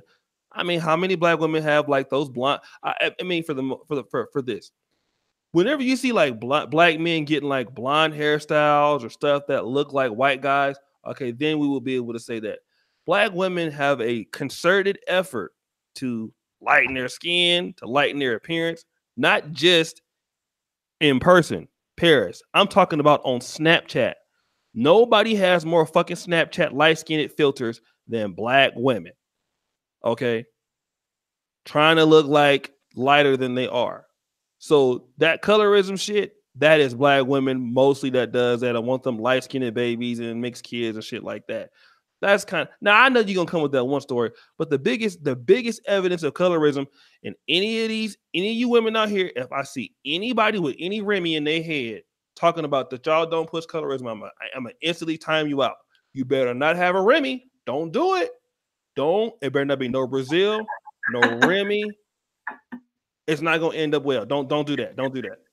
I better not see no Remy in your. No, don't hit me with the. You better not have on no Remy talking about black men put colorism. If you have a Lord Jesus Remy, I'm gonna get on you. Go ahead. Okay, first of all, I get paid to wear a weave, so if I'm wearing a weave, somebody ran me a check, and then it's yeah. Well, I'm not talking about you. I'm talking about anybody else. Okay, but this is what I'm saying, right? So y'all are perpetuating colorism just as much as we are. I'm not saying black women don't perpetuate colorism. Of course we do, but y'all do it too. You don't hear black women talking about cheers to light-skinned babies. That's what y'all are doing. But you okay, Paris, I understand you're going with that. That was not an African American. That doesn't matter. We're held responsible. This is what I'm saying about y'all being hypocrites. Y'all will hold us responsible for what the hood Raxton did. Whether it's there was a black woman that made a video beside a white man that was saying that y'all are conquered and black men ain't this or that. And she's not black American, but y'all hold us responsible for that. We get held responsible for every woman across the board. It doesn't matter if she ADOS, DAX, DOS, Toast, both. It doesn't matter. Y'all hold us responsible. Wait. So what you say? ADOS, DOS, what? Both? DAX, both, Toast. It don't matter. I need you to go to church tomorrow. You need help. I need you to get it together. Please. In Jesus' name, get it together. But you get what I'm saying. We all perpetuate it, whether it's celebrities or not. We all perpetuate it. And which I don't like to acknowledge is that a lot of black women are bleaching their skin, are getting the weaves and all that kind of stuff, is because they know that's what y'all like. Y'all like the white women. You can't, we're not, so you mean to tell me that y'all don't like these lighter skinned white looking women? And the thing is, y'all say all day that you don't like women that wear the weaves and the makeup and all that, but that's who y'all are following on Instagram. Y'all all be addicted to porn and all that sick, demented type crap. That's what y'all watch on these sites, these satanic pornographic sites that y'all be watching, is women that got the weave, the makeup, and that's who y'all claim that y'all don't date, but y'all do. Y'all date us. I don't know nothing about that porn stuff. I love Jesus, but I will admit to this and say this. Okay, I will say this. You know, I'm in, and shout out to the brother Super Chat. Now we'll get to you guys. I know, Paris, you got about another 30, 40 minutes. We got like 14 callers. How much time you got for me with these callers? Yeah, I want to talk back to some of them. Am I able to talk back to them, or they can't talk to me? They can't. The white man's holding my systems back, but Kevin Samuels called me. But okay, this is what I want to say. Okay. And he'll help me do it. If we do it again, and then we'll be able to get it fixed. But here's the thing. Or they can call my number and they can talk back with us. Oh, okay. We can do that. So then here's what I want to say. So when it comes to black men, like I'm in Africa. I've been to Brazil. All right. I'm not gonna hold you. I've been to Brazil. Some brothers go to Dominican Republic. I will admit there are, let me go ahead and prove your message. There are some black men who like Dominican women, Colombian women, and other races of women. They like that hue. Okay. That's true. There are a lot of black men who like that. But that don't mean that they also don't like the women who are dark or the women who are black. Because let's be honest, in America, all right, there are not a lot of women who are just like hella light-skinned or hella mixed in the black community. You know, they're there, but they're few and far in between. Now, I do understand that there are rappers who project that kind of image and stuff like that. We get it. But most brothers are not, you know, when you see a brother dating a black woman, she is brown or dark or black or whatever. You know, most black men are not dating women that look like that. Now, I mean, that is true that black men do like some black men do like the exotic look, but black men have a variety. What y'all don't understand about black men is we don't just have one necessarily type. Like black women, y'all will have like one type of guy for the most part, and it's based off of height or a certain amount of money or whatever. Brothers have a very broad range of women that they can deal with. They can deal with a white girl. They can deal with a they can deal with a woman that's dark skinned. They can deal with a woman that's light skinned. They can deal with a whole different. It depends on it. We're not discriminatory on. You know, we might even not have a preference. We will probably like to date a chick that might look like, let's say, Amber Rose, but we could date a chick that's like Napita Luanga. You know what I mean? It's just how she acts. Come on, man. Like, come on. Black men love a dark skin. Listen. No, y'all don't. Do you know? Okay, I'll tell you this. Do you know how many brothers go to? I would say you have more brothers probably going to Ghana than going to Rio de Janeiro. I have met, since I've been in Uganda, I've met an African American in Kenya, and I've ran into 2 African American men since I've been in Uganda. Like, there are a lot of brothers who want to come to Africa and deal with African women. That's why whenever I do like a African vlog or something like that, it gets a lot of views. You know what I mean? Like if I'm vlogging in Uganda all the time, brothers is always hit. When we have the Kinganda series, you know how many brothers is inboxing those girls talking about we want to come to Africa and we want to do this, want to do that, want to come see you and be serious. Like their brothers here that have been to Africa. So a lot of brothers is coming to want to come to Africa and get an African wife or to get a black wife. But y'all don't want to give those kind of dudes credit. And that's what I'm saying. That's the problem. Like you want to just say, oh, y'all don't even like. That's not true. Niggas like black women. We like big booties. We like women that's funny and talking shit. Like, you know what I mean? And if you don't got no big booties, we can deal with that. We can even deal with you if you ain't got no ass. Anyways, go ahead. You want to say something else? I just believe that it's funny how when y'all do like to acknowledge that colorism is a thing, then y'all like to blame it on black women. But any other time y'all say, well, colorism don't exist. We're just colorism crybabies. Secondly, I feel like black women, you settle for us when you are in relationships with the darker skinned black women, but we know that your first options is oftentimes not us. So That's also something I just wanted to put okay, out so there. what are black men's first options in your opinion? A lot of y'all like mixed race, non-black women. It's what it is. Okay, but let's say I concede that to you. You're right. Could there be any other factors besides that she is mixed that a black man would want her?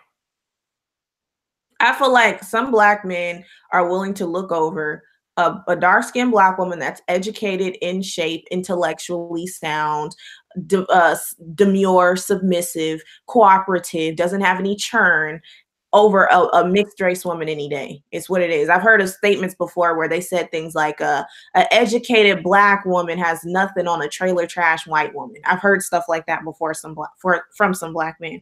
So it's like, are we going to play these games here and act like that and like y'all don't want them? I mean, y'all have been wanting them for so many. Y'all have been swirling since the Moors. So I'm not really sure why we're going to continue to act like it's not a thing. It's a thing. Paris, I'm gonna hit you with the bank hit, but we're gonna go to some callers, and then for those people who want to call Paris directly, I'm gonna put her numbers, and then yeah. Don't do it yet though. Let me get these callers, and then we'll go to you. So here's what I want to do. Okay, Paris, check this out. I'm gonna tell you why a lot of black men will date a woman that's mixed. Like, say for example, if I'm in Poland and I see a woman that's mulatto, I'm gonna tell you one of the reasons. Okay, let's say if I'm a guy that prefers that look. I'll give you that. You have black men that prefer that look. You will get no argument from me. But let me talk about the other factors of why I would go with that look if I'm some of these dudes out here. Obviously, I don't, because I'm in Uganda right now. I'm not in Uganda looking for no women, but I'm in Uganda doing business. But let's say for the sake of the argument, I'm a black man, I'm with a woman that's mulatto. For the most part, if a woman is a mulatto woman, she probably has what? Usually a black father and a what? Non-black mother, right? Usually. We would all argue, we would all probably concede, typically a non-black mother raises a more submissive daughter to a man's rule. That a white mother or an Asian mother or Indian mother doesn't raise her child, to the most part, to have a serious distrust or hatred towards black men. And what happens more often than not is women who tend to be more mulatto or light skin or mixed, they tend to be, I will say this, more nicer and more easier to get along with. And that is part of that Tariq's logic, because that's true, than more conventional dark-skinned black women. More conventional dark-skinned or brown black women, tend to be raised with somewhat of a hatred. Let me tell you like this. Even the first black president that some of you black women love, Barack Obama. Okay, I'm sorry. Barack Obama had a white mother and a black father. Okay, and a lot of brothers have more of a submissive experience with a mulatto woman. I mean, obviously, okay, that could be one factor, but the other factor in that is that the mulatto woman tends to be a little bit more nicer, tends to be a little bit more feminine, because her mother raised her that way. And Tariq Nasheed, I believe, is kind of right on that. And that's some of the other reasons that black men will date mulatto women, is because of that. Go ahead. You want to take the call? Hello? Hello? I can't hear you.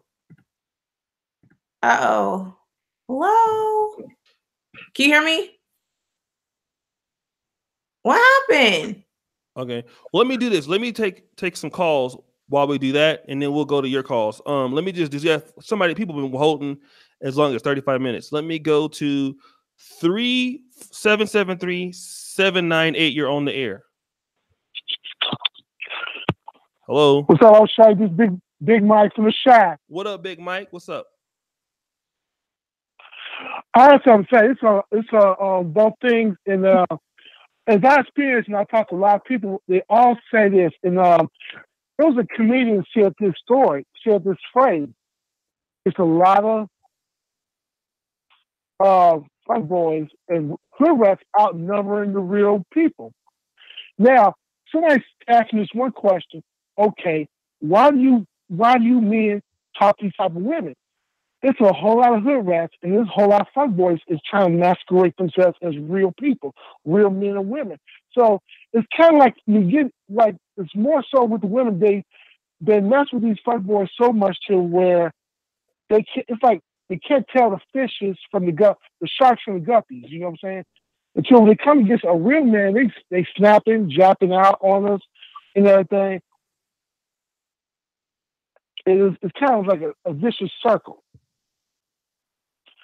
Now, it started like a triangle. This is triangle theory I came up with. You know, usually a woman, her parents, both parents in the house raised her, they chose this type of guy. But the woman chose to rebel and say, look, I don't want to date this guy. I'll date this guy. So mess with this guy comes with consequences. She ends up with kids that the guy's no longer in the picture. So she can't teach the boy how to be a man. And she can't teach the daughter how to choose the right man. She don't do that. So it goes down a triangle thing to the point it gets outrageous to it's outnumbering. It's at an alarming rate to where you got women out there that's choosing bad men, don't know when to choose the right man until it's too late for them. Mm-hmm. Mm-hmm. Okay, all right. Thanks, Big This Mike. is the theory I came out with. Oh, okay, go ahead. All right. All right, no, thanks, Big Mike, for calling in. Let me go and then let me go to area code 347-683. You on the line? What's up? Is that me on the line? That is you on the line, brother. What's going on, my man? What's going on, brother? So I think Black American women make everything way more complicated than it has to be, man. You know, I think if Black women generally showed Black men, you know, the basic levels of kindness and respect, then yes, I think this conversation has a little bit more merit to it. But the problem is, we all know, even though Paris keeps kind of sidestepping it, Black American women generally don't have as much, you know, admiration and respect for their men as maybe other groups of women do. Therefore, Black men can't necessarily be obligated to generally, you know, risk prison or risk the cemetery for women who generally don't carry much respect for them. I mean, it's a simple equation to me. I mean, it's a quid pro quo. Okay. And I think, hold on a second, brother. Yeah, some of these sisters have to own up. Okay, no, go ahead and make your point, and then Paris wants to respond to that, but go ahead. Yes, I think, you know, if the conversation is going to be productive, I think Black women have to own up to their role in that. I mean, these men are not making things up. You know, I think a man generally, you know, it's not like Black men just woke up and said, you know, we're not going to do this for random Black women. We don't feel any obligation. You know, I think you have to kind of put everything in context, and every point that you bring up, Paris has been dismissive of it. You know, she's kind of talked around it. And, you know, I think a lot of this is much more within Black women's control than they want to acknowledge. I mean, let me put it this way. Paris would be much better served talking to Black women and saying, Black women, let's improve the relationship dynamic we have with our men. Let's be nicer to our men. Let's try to listen to some of the things they're saying rather than try to browbeat Black men. You're not going to force men to do stuff if the men don't deem you worthy of that. Okay, let me do this. So let me let me go back to Paris real quick. I'll make Paris a moderator just for this show so she can talk back. I know that she can be getting timed out. So for the sake of this show, I'm gonna make her a moderator so she can talk without getting timed out. So let me go to Paris. All right, Paris, what do you want to say to that? Are you gonna take my wrench away when the show is over? Probably, but go ahead. What I have to say to him is that it's not that I'm not answering it. It's just not what you want to hear because you're not in a place to accept accountability. Secondly, I feel like it's not up to Black women to try to be nicer. I feel like we've been too nice to you guys. We've been coddling you guys for too long, and it hasn't worked to our benefit.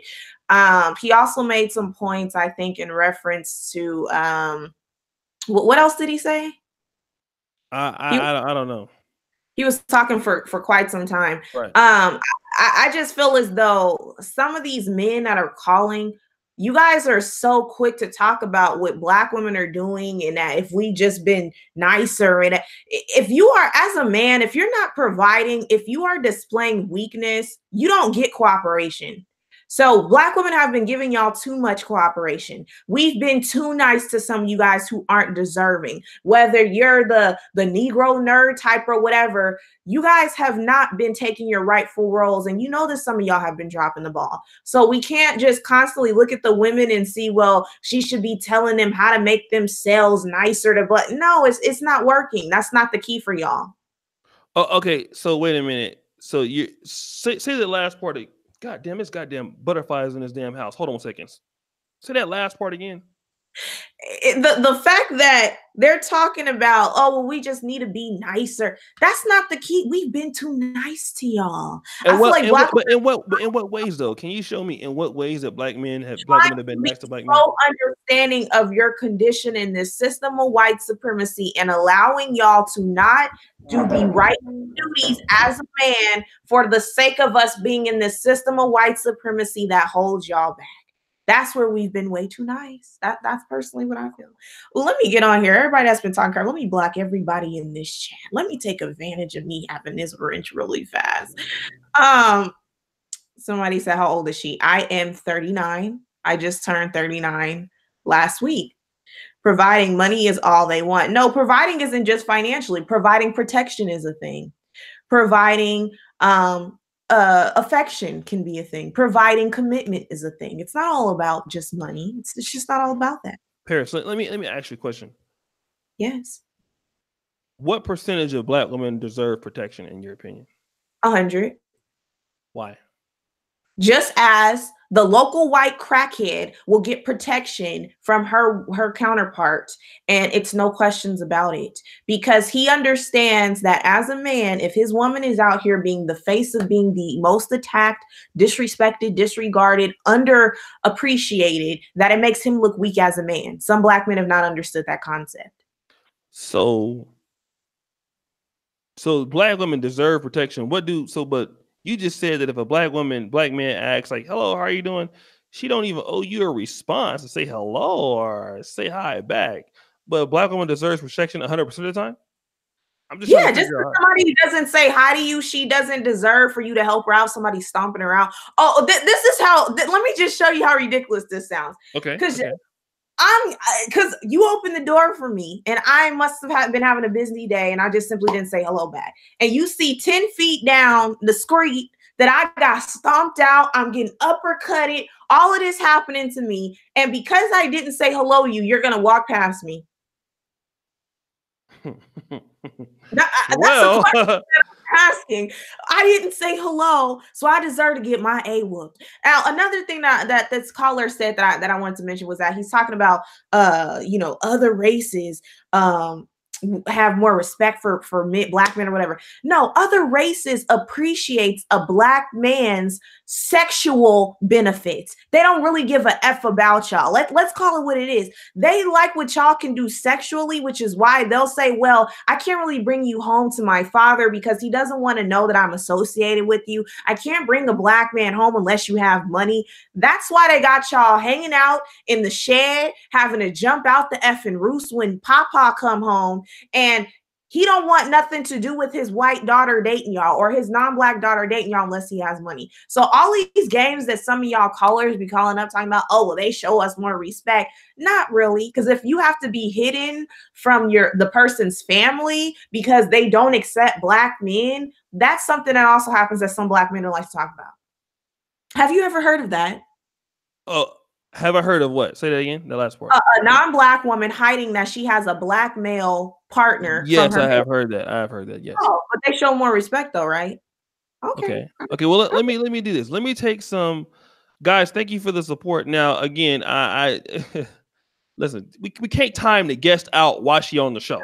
All right. So this is the reason why I had to make a lot of my YouTube friends moderators on my channel, because we just got too much moderator abuse going on in these moderator streets. Okay.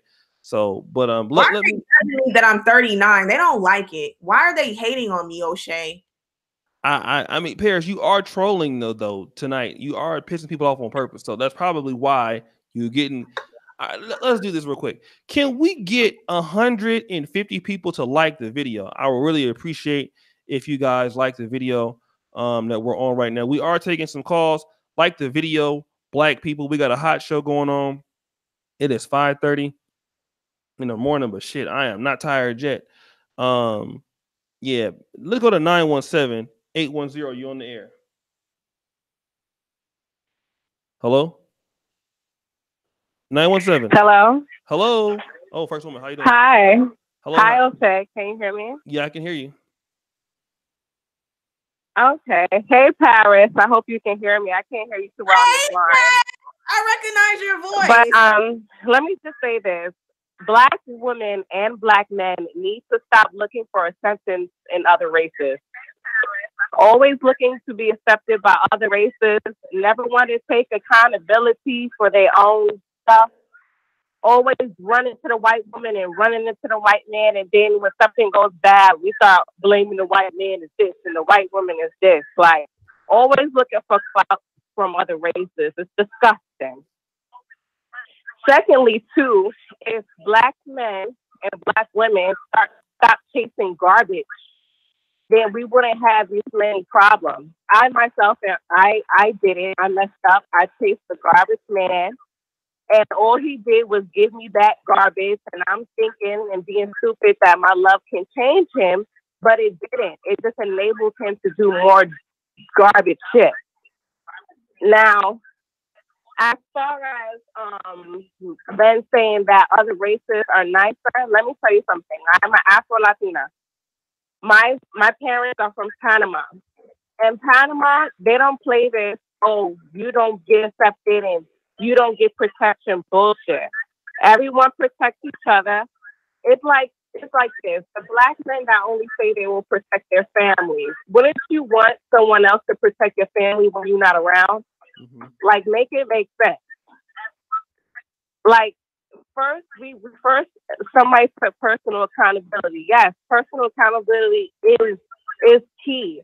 But this whole back and forth that we do, the blame game, the excuses, it's just nasty. It's nasty. In my country, we couldn't have this type of conversation at all. At all. I'm first generation here in America, and the stuff I'm seeing is disgusting.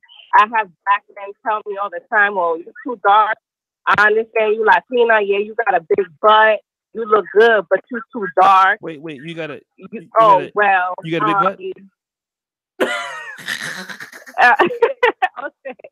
No, but for real, like, I get complimented in this at the same time by my own men. By men that look just like me or the darker than me. It don't make no sense. It's just ridiculous. Well, baby, I won't. But listen, baby, I won't. Go ahead on and email me, baby. Don't worry about nothing. I will give you a lot of compliments, baby. Don't you worry about a damn thing. All right, I'm trying to tell you. You already know. And another thing I want to. But yeah, I just feel like the blame game is stupid. By the way, I'm Taz Savage in the chat. The blame game is stupid. The back and forth is just disgusting. Again, we always looking for comfort in other races. But let me tell you something.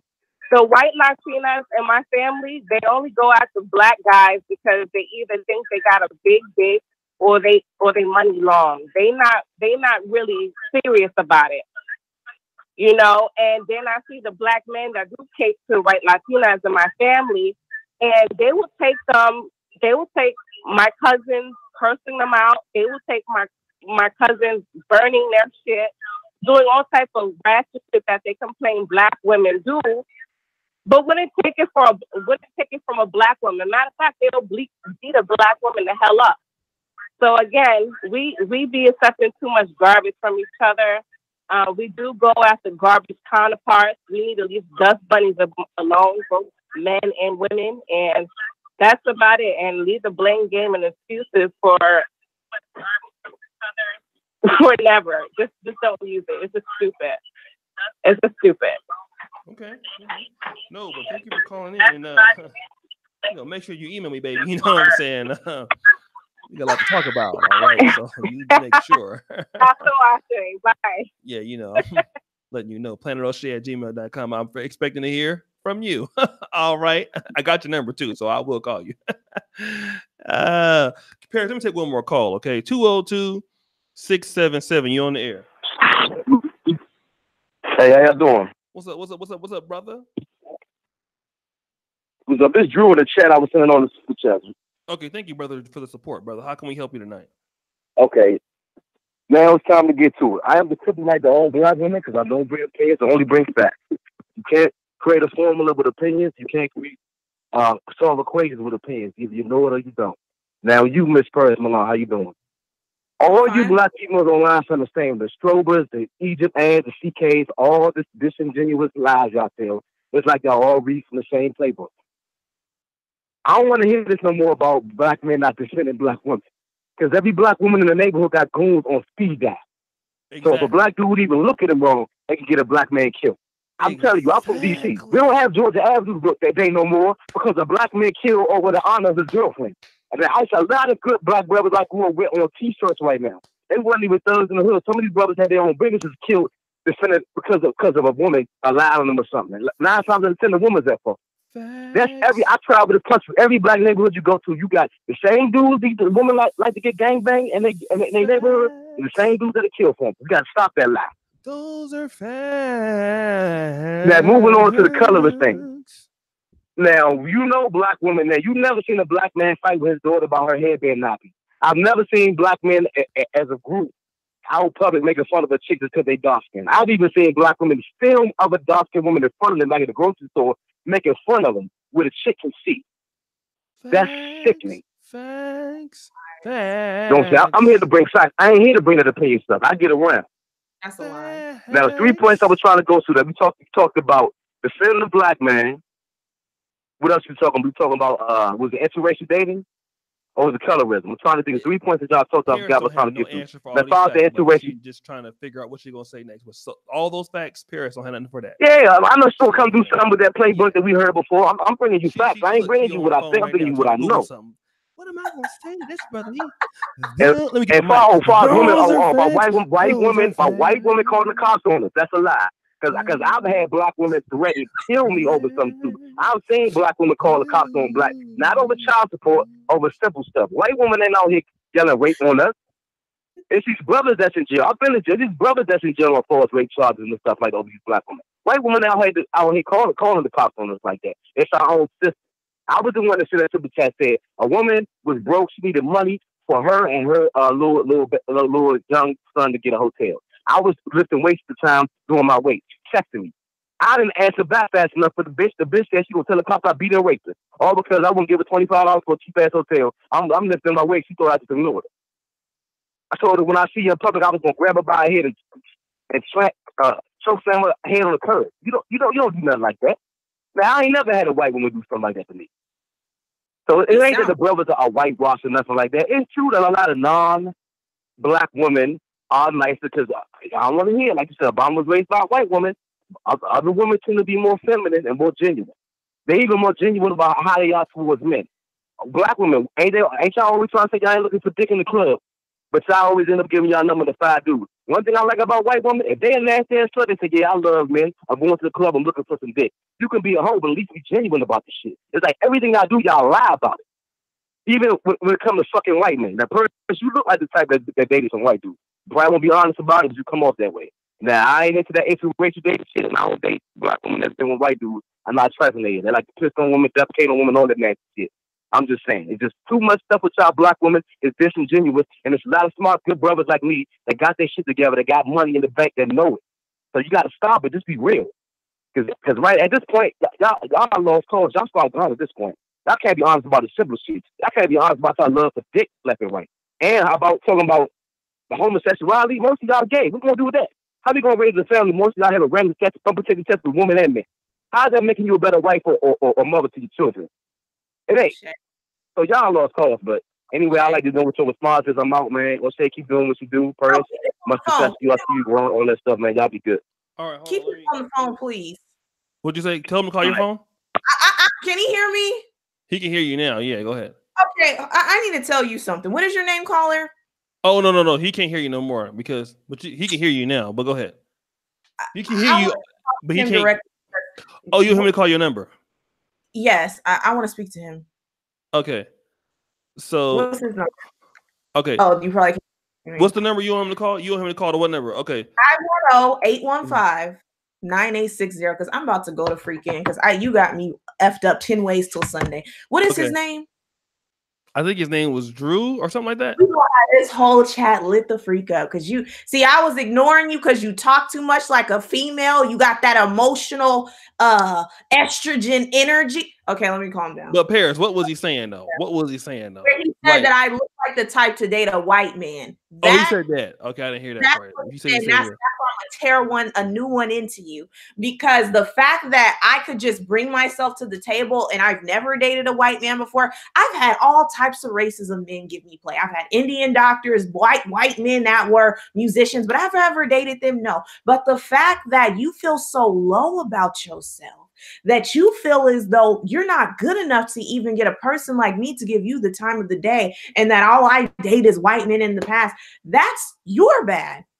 If you had a woman call the police on you, that's because your game is so effing trash that you can't even deal with a solid Black woman that feels as that you're not worthy of her ever picking up the phone to have to call the police on your stupid behind. That's how trash your game is. So maybe if you stepped it up and got off the internet and got your coin up and actually got out here and displayed yourself like a proper Black man, you wouldn't keep attracting all these ratchet hood rats that feel like they want to get you locked the freak up. So maybe what it sounds like is that you're not a real man. You're a ghetto gagger, a ghetto gagging, ashy bed buck roach that is so disgusting and a degenerate that all you can attract is bottom of the barrel. So don't throw that onto me, play it. Don't come over here with that because you're mad at your whack game. Blame yourself and hold yourself responsible. That's all I have to say. I'm sorry, O'Shea. I didn't mean it. I was just playing. No, I wasn't. All right, hold on. All right. Okay, hold on a second. Now, I try to bring y'all to cracking controversial shows every now and then, man. Either y'all want me to bring y'all these kind of shows or y'all don't. Because I'm going to tell you one thing, right? This is what I want to tell you. When I had the shows with the regular shit, y'all don't want to watch those. Like, for example, okay? We have the show earlier today. What was the show called? Black Men, Systems That Can Improve Black Men's Life. You niggas are nowhere to be found for those type of shows. Hall of Game, you niggas are never around for those kind of shows. It's like 100 or 90 you niggas in the chat. So then we have, Paris Milan talking a whole bunch of shit on a controversial show. The call queue is lit. Everybody in here is lit. The shit is lit. So, you niggas can't really talk to me about, who I should do a show with or who I shouldn't do a show with, because obviously this is what you niggas like. So let me stop doing all the other type of shows that do any kind of benefit for the rest of the motherfucking year. All I'm doing is drama. All I'm doing is bullshit. We're talking about niggas and hoes and clothes and no toes.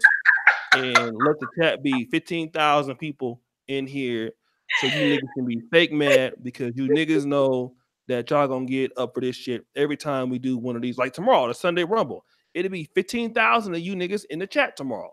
Okay? When we talking to other shit, I don't want to hear nothing that you niggas got to tell me about nothing on my motherfucking channel. Okay? Because when we do 70% of the shows, can't find you niggas to do nothing.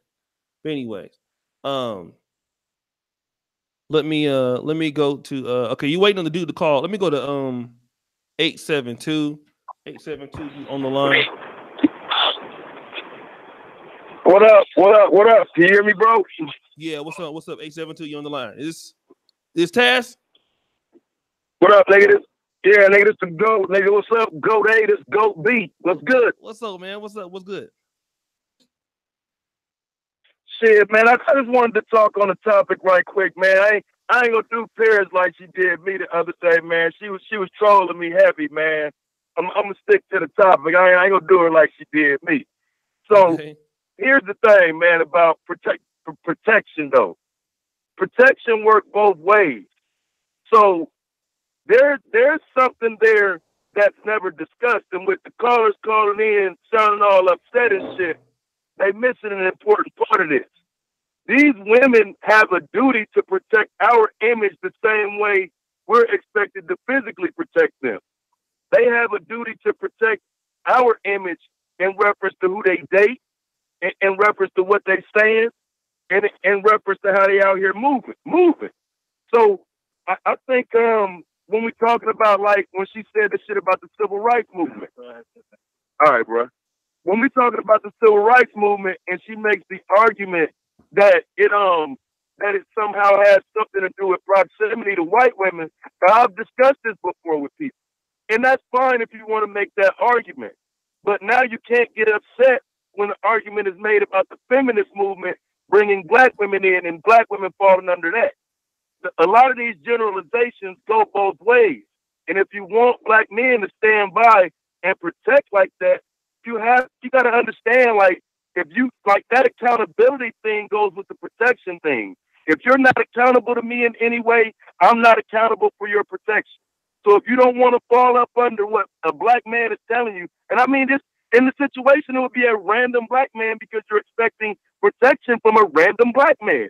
So if a random black man has some good advice for you and you choose not to listen to it and just blow him up and call him a bad buck, make sure you understand that protection may not be there. The same way you don't want that accountability to be there. But that's all I got. I fucks with y'all. Y'all got a good show going. Good looking, bro. All right. Shout out to Taz. Let me go ahead and give the applause. Let me take one more call, Paris, and then we'll come back to you. Let me go to 34768. Wait. Actually, 843-749. You on the show. What's up? 843? Yeah, hello? Is BMT? 843? Yeah, what's going on, brother? What's going on, brother? Yeah, this is BT. You know me too doggone well.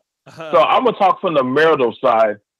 Here, pretty much, do black men protect black women? Yes, that is something we've been doing and dying by the numbers. I mean, you find more, if you ask more black men in jail, in doggone prison, or in any type of situation, majority of them have done it behind a woman. Actually, that's why some black men have left the community, because they couldn't be properly accepted by their own woman. So the thing about it, we have to ask ourselves is, one, should I protect a woman that doesn't protect my best interest? And that's kind of hard, because let's not forget, karma comes around the corner. When that video with the McDonald's came out, everybody clapped for black women. Yay, they won that fight. They beat the white man. And they said, black men, we don't need you. Y'all weak. Okay? But then all of a sudden you start seeing little black girls trying to fight tall white men and stuff. Not saying that we want them to fight that man, because listen, that white man don't got no problem shooting the black man, so he don't have no problem putting down the sister. You know, that's why we want our women. Yo, we're not trying to fight y'all, but we want you to understand that because we have stuff like O'Shea's platform, where he's trying to teach brothers how to be men and how to carry themselves. It's not that we're trying to disenfranchise you, but us as black men, we understand that, listen, if you want us to get our shit together, that means you got to have your shit together yourself. It's only fair. I can't take you and recommend your mind if you can't see the problems that you got going on as a sister. You know, I can't do that. You can't tell me what you see is what you get. You got to accept me for who I am. That's not going to work. That doesn't work when you go to a restaurant. That doesn't work when you go to anybody else. So why should me as a black man, I got to subpar my standards just to be with a woman? Because a lot of men have been doing that by the numbers and dying and going out and being miserable. Now, we had the stepdaddy era in the 80s and the 70s. I watched my stepdaddy. That man got his ass kicked by society and my mama. And I said, I'll be damned if I be that nigga. But then you ain't going to tell me to come to your castle. Okay. Man, my shit. Yes, she did. Yes, she did. Oh, no, I ain't going to lie. But when he disrespected her, she picked up a pot and hit him a few times. And when he bought up his fist, she said, I dare you to hit me. I'm going to call my brothers and they're going to come in and beat your ass. And when I saw him punk out, and she said, yeah. Okay. You know, I said, whoa. Okay. Whoa. So we're not going to pretend like some black men, they're like attack dogs for the sister. Okay. So we got to be for real. I talked about that. Okay, go ahead. Okay. Shout out to BMT. Let me do this. So let's do this. We're gonna let people call in. I'm gonna shut my queue off for the time being. Those people want to talk to Paris directly. So we're gonna open up this directly. You can talk to her or call in. Paris, what is your number? So we can go ahead. 815-9860. And if you just be respectful, let me talk really nice and let me be nice to you guys, because you guys said that I'm not nice for some reason. I just don't understand why you guys don't feel like I'm just nice.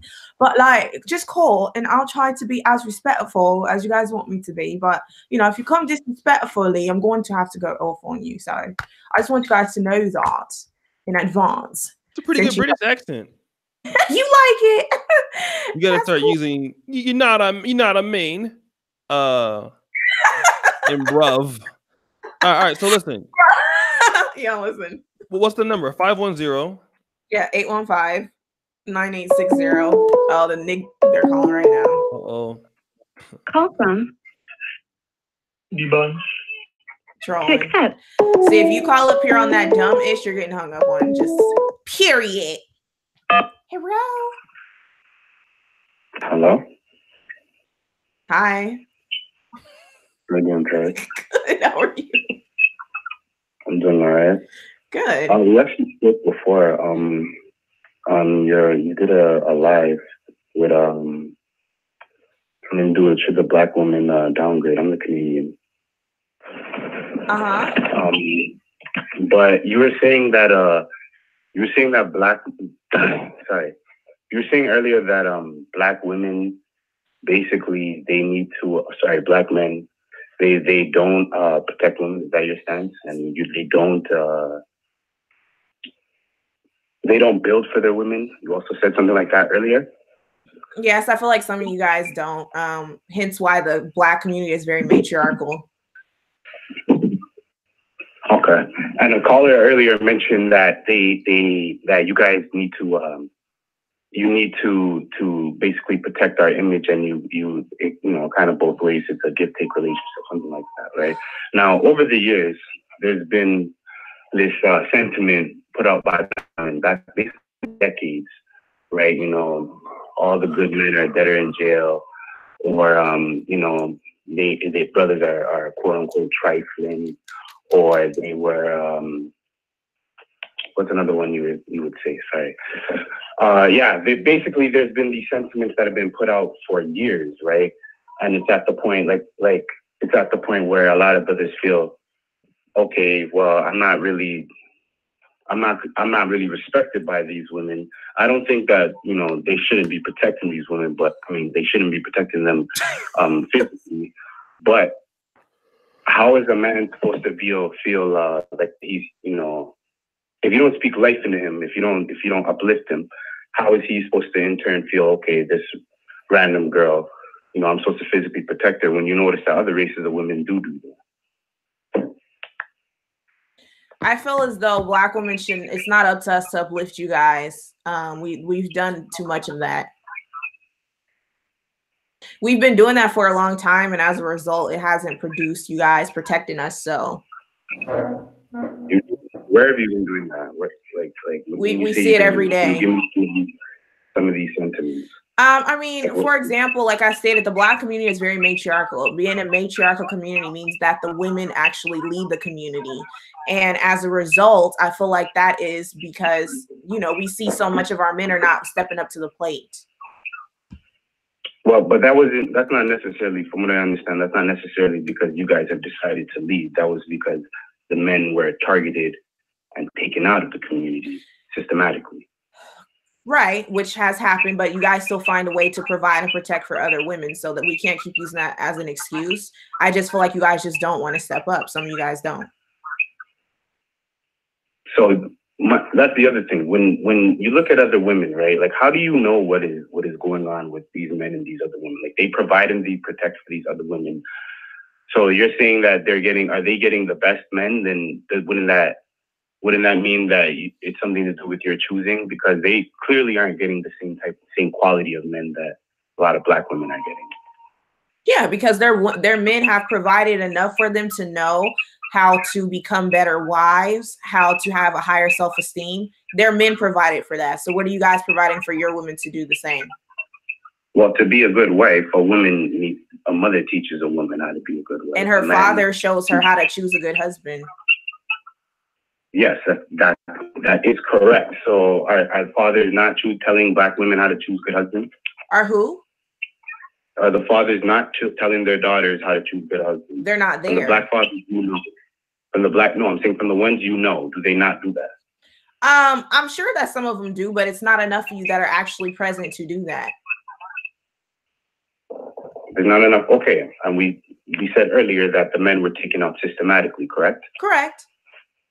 Okay, so with an understanding that, okay, these guys have, you know, these things against them, I don't understand how the finger keeps getting pointed at them as the end-all be-all problem.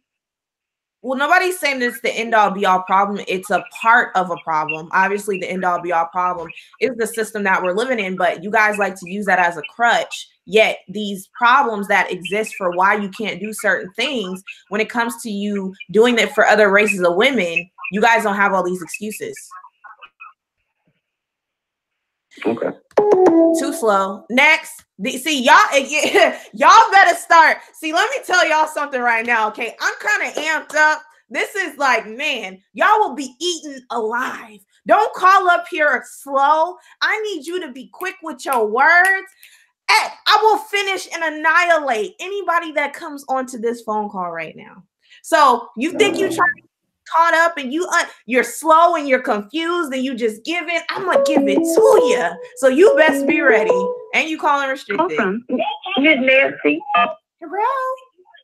Yes, hi. Is this Miss Terry? Yes, it is. How you doing, Shay? This is Miss Nancy. I'm in O'Shea Duke's channel and I'm listening to you. Uh-huh. Okay, can you hear me good, Sugar? Yes. All right, here's my thing. I think you made a good couple. Hold on a second. I think you made a couple of good points, but the way you are right now, I never heard you say one good thing about the black man. Everything you're talking about, all due respect, it sounds exactly like the feminist movement against the black man.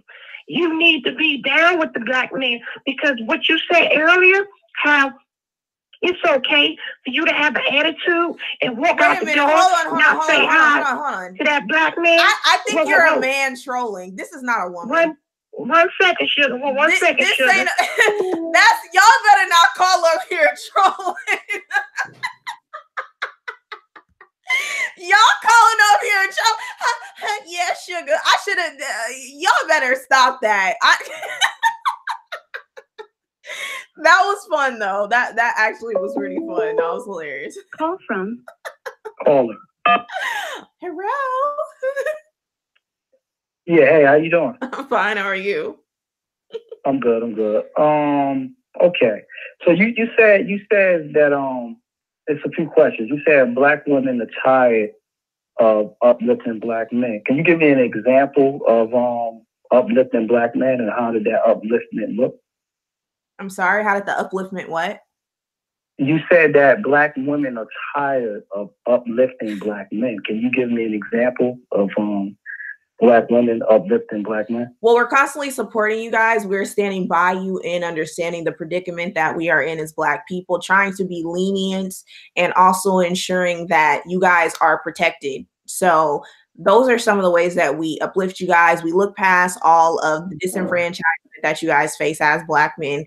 And as a result, we feel as though we need to stick by you guys. Hence why a lot of black women are saying they're not going to be this ride or die, stand by you when you're down. We're always known for doing that. So I mean, do you have numbers to support this, or this is just broad generalization? I think the black community speaks for itself. I don't think there needs to be numbers.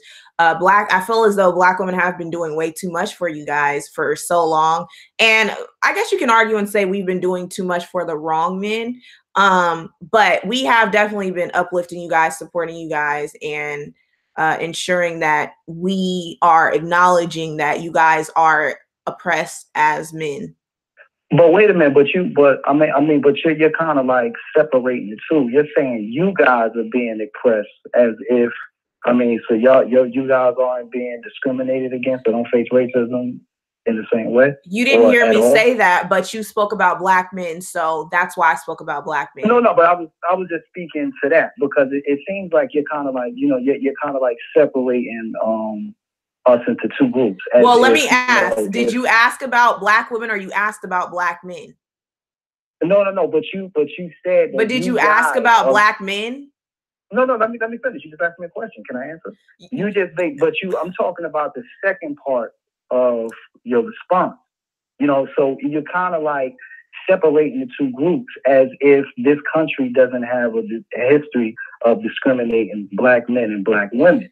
So if you guys have held this up, when did this begin? When did you guys have to start holding Black men up? Is it a time where Black men held Black women up? Well, I would like to go back to the original point of you making an accusation I separated the two, which was not true. If you ask me a question about Black men, I'm going to respond based upon the question that you asked about Black men. I didn't deem it necessary to bring up Black women because you didn't ask about Black women, did you not? No, but I was responding to the last statement that you said. So basically what I'm saying is, you're not really coming with any data, you're just making broad generalizations. No, I feel like you're making generalizations because you just accused me of, hold on, wait a minute, wait. You accuse me of separating us as if Black women aren't also facing oppression, but you asked the question. We're going to keep it on Black men. We can move away from that. Let's leave that right there. No, but you tried to make an accusation that I just said that I can easily hang up this phone. We can't have a conversation if you're not going to listen. You accuse me of only saying that Black men do X, Y, and Z when you asked me a question about Black men. And now you're trying to make it seem like I'm saying that Black women don't face oppression. You have some sort of narrative. I didn't say that. I asked you did say that. I asked if you guys face oppression. You didn't ask me about us initially, though. You were asking about Black men. Okay. I'm asking now, right now. That's the past. I'm asking. It's a given that we face oppression. Duh. Yes. Yes. Right. And we're gonna start. You set the tone. Okay. So if you notice that when you initially asked questions, that I was calm. We just haven't dialogue. Can we acknowledge that? No. Can we acknowledge that? But what I'm saying. But why are you so hostile? Are we going to acknowledge that when we first started speaking, I was calm to you and you set the tone for making accusations? I just said we can acknowledge that. Let's move on because I know other people. So you're acknowledging that you set the tone for coming. Okay, it's acknowledged. Got there it. It is. Go ahead. Okay, now, did you see the incident in Florida where the white guy was harassing the sister and the boyfriend came out? Pushed him and he was murdered? Was that an example of a Black man defending a Black woman? Yes, absolutely. Y'all need to start. Why isn't George Zimmerman getting his repercussions for what he did to Trayvon? Can y'all start doing that? That's we're not on George Zimmerman. I'm talking about an example of a Black man. And George Zimmerman didn't attack a Black woman. Doesn't matter. Child. It does matter because we're talking about child. Men and women. We're talking about men and women. Okay, great. We're talking about men and women. Great. And me personally, when we get into arguments like that, like why isn't a particular person stepping up to the plate to enact some kind of vengeance on George Zimmerman? That's something that should not be discussed on the platform. That's something that should be not discussed on the platform, and that's very reckless. Yes, it should. Because no. I doubt if any man steps up today and enacts any kind of vengeance on George Zimmerman, I hope you're the first person to help with his legal defense. I probably would. I hope you do. Yeah, I hope you do too. The men that was in front of the was in front of the beauty store that was protesting that beauty supply owner, and he lowered the prices, and women were lined up to go and support the Korean who assaulted a Black woman, and it was Black men out there. Okay. And it was women out there shouting the Black men out there that was protesting is that an example? Is that an example of black men defending black men? Yes, it is. Of course. Yes. Oh, okay. So what's your point? In the 19, I need you to hurry up and get to the point because we have other callers. We don't have time to keep going in circles. Okay. In the 1960s, was Medgar Evers, Malcolm X, Martin Luther King, members of the Black Panther Party, Deacons of Self-Defense, and other unnamed black men who was murdered during the 1960s riot. I'm from the city of Newark, and it was the riot in that Newark area, and people lost their lives. Was those examples of black men defending black women? Yes, those were, but we're talking about today. No, but today translates to okay, Natasha Harlan that was killed in L.A. Okay, a lot of people may say that the riots in L.A. in the 1990s was due to Rodney King, but actually that was due to the tension that was going on. We know. I'm from California. That was due because, if I'm not mistaken, they burnt that store down when Natasha Harlan was killed in Los Angeles. Am I correct? Right. Yes. Yes. All right. Is that an example of black men in the community coming to defense of black women? Yes, it is. But let me bring up something very important. Okay. You brought up Natasha. You brought up Medgar Evers. You brought up MLK, the guy in Florida. If all of those black men did all of that, why are your women still the most unprotected? If you are doing all of this building, all of this, no, I didn't interrupt. Wait a minute. I did. You brought up all these black men that built, burned this down, protected their women. Why today is your women still being under attack? Because if you were doing all these things currently, your women wouldn't even have anything to say because we would feel protected. But that's not what you're doing. You want to look at what other men have done in the past to give yourself an excuse to not do it today. That's the problem. Are we like in some kind of separate nation called like is Black America some kind of separate nation outside of a nation? Inside of a nation? What are you talking about?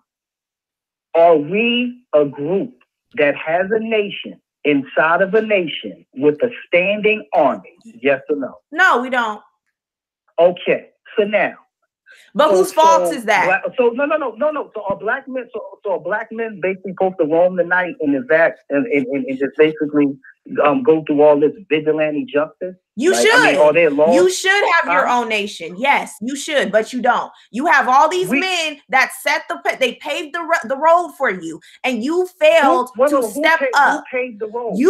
Didn't you just name them? MLK, Medgar Evers, they were murdered. They were murdered. They stood for something. They stood for something. This is the thing that is very irresponsible, very dangerous, and I would say that it's confusing. We are a people that is under a government. We're talking about a government that can go around the country and destabilize. Can you please get to your point, The United States government took down Iraq in a matter of 3 damn weeks. Okay, what does that have to do with you? Here it is. We have a woman on this phone that's asking a people. Yes. Not just men. Not just men. Not just children. Not just women. A whole group of people who have been militarily dominated. All right. Okay. You're talking about I'm just trying to make this correlation. We have in this country did nothing but fight. We have did from Florida, John Horse in the Seminole War, then Mark Vesey up to now. You know what I'm saying? We have been under a constant barrage of attacks. So not only are we being attacked from the outside, we're having these crazy, ignorant conversations on the inside. And listen, where I'm from, every time I go Sunday to these football games, I go to track games, and I go to basketball games, I see nothing but black families. Congratulations. Working, I think you need to kind of get to your point. This isn't time for you to vent. Get to the point. The point is, you guys go into bizarro world with this. Y'all use examples of celebrities marrying white women. You just brought up MLK, Medgar Evers. Are they not celebrities? Are they not celebrities? MLK is not a celebrity. MLK is a celebrity. Was he a celebrity? He was not a celebrity. You are He a was a freaking civil lie. rights activist. He was a celebrity. Everybody knows him. These civil rights people became celebrities. Malcolm X. So how can you bring up that black women, Martin Luther King, everybody across the world knows him? So he's a celebrity. Martin Luther King. He was a celebrity activist. Martin Luther King isn't getting endorsements by Nike. You don't have to have an endorsement by Nike to be a celebrity. Are you at? What's the college education? I mean, are you college educated? So now this is why I should have hung up on you from Gate, because I'm not going to play these childish games with a dusty roach on this freaking phone. You brought up MLK, Medgar Evers, and all these other people that were celebrity activists. They were celebrity Okay, wait a minute. Let me ask you this question. If he wasn't a celebrity, why does he have a national holiday? Get the freak off my line. If you call up here trolling, see, I know a troll when I feel it. MLK was a celebrity. He was an activist. Hold on. I need y'all to understand this. MLK was an activist, obviously, for the civil rights era, but in contemporary times, he is considered a celebrity, even though he died. A celebrity, let's look up the definition for celebrity. I understand that he was a civil rights activist, but some of y'all are acting like people don't know him around the world. O'Shea, would you constitute, even though MLK was an activist, wouldn't you consider him a celebrity? Because everybody freaking knows him, even though he's an activist. Was he not famous? I would say he would have some status of a celebrity, definitely. But he was famous. Everybody across the nation knows him. So how can you talk about, oh, well, let's not, black women want to bring up celebrities, but you want to bring up these celebrity black activists that died to uplift their communities. What are you doing today? I think when you talk about celebrity, you really assess it as like sports or like a movie star, but for sure it's anybody that's very famous. So he definitely is very famous. So he could prestige, that's all I'm saying. But so you can't household name. Okay, yeah, he's synonymous. You can't talk about black women bringing up celebrities and entertainment all the time, but you just brought up a bunch of black men that were activists, but they were celebrities. Hello? Yeah, what's up?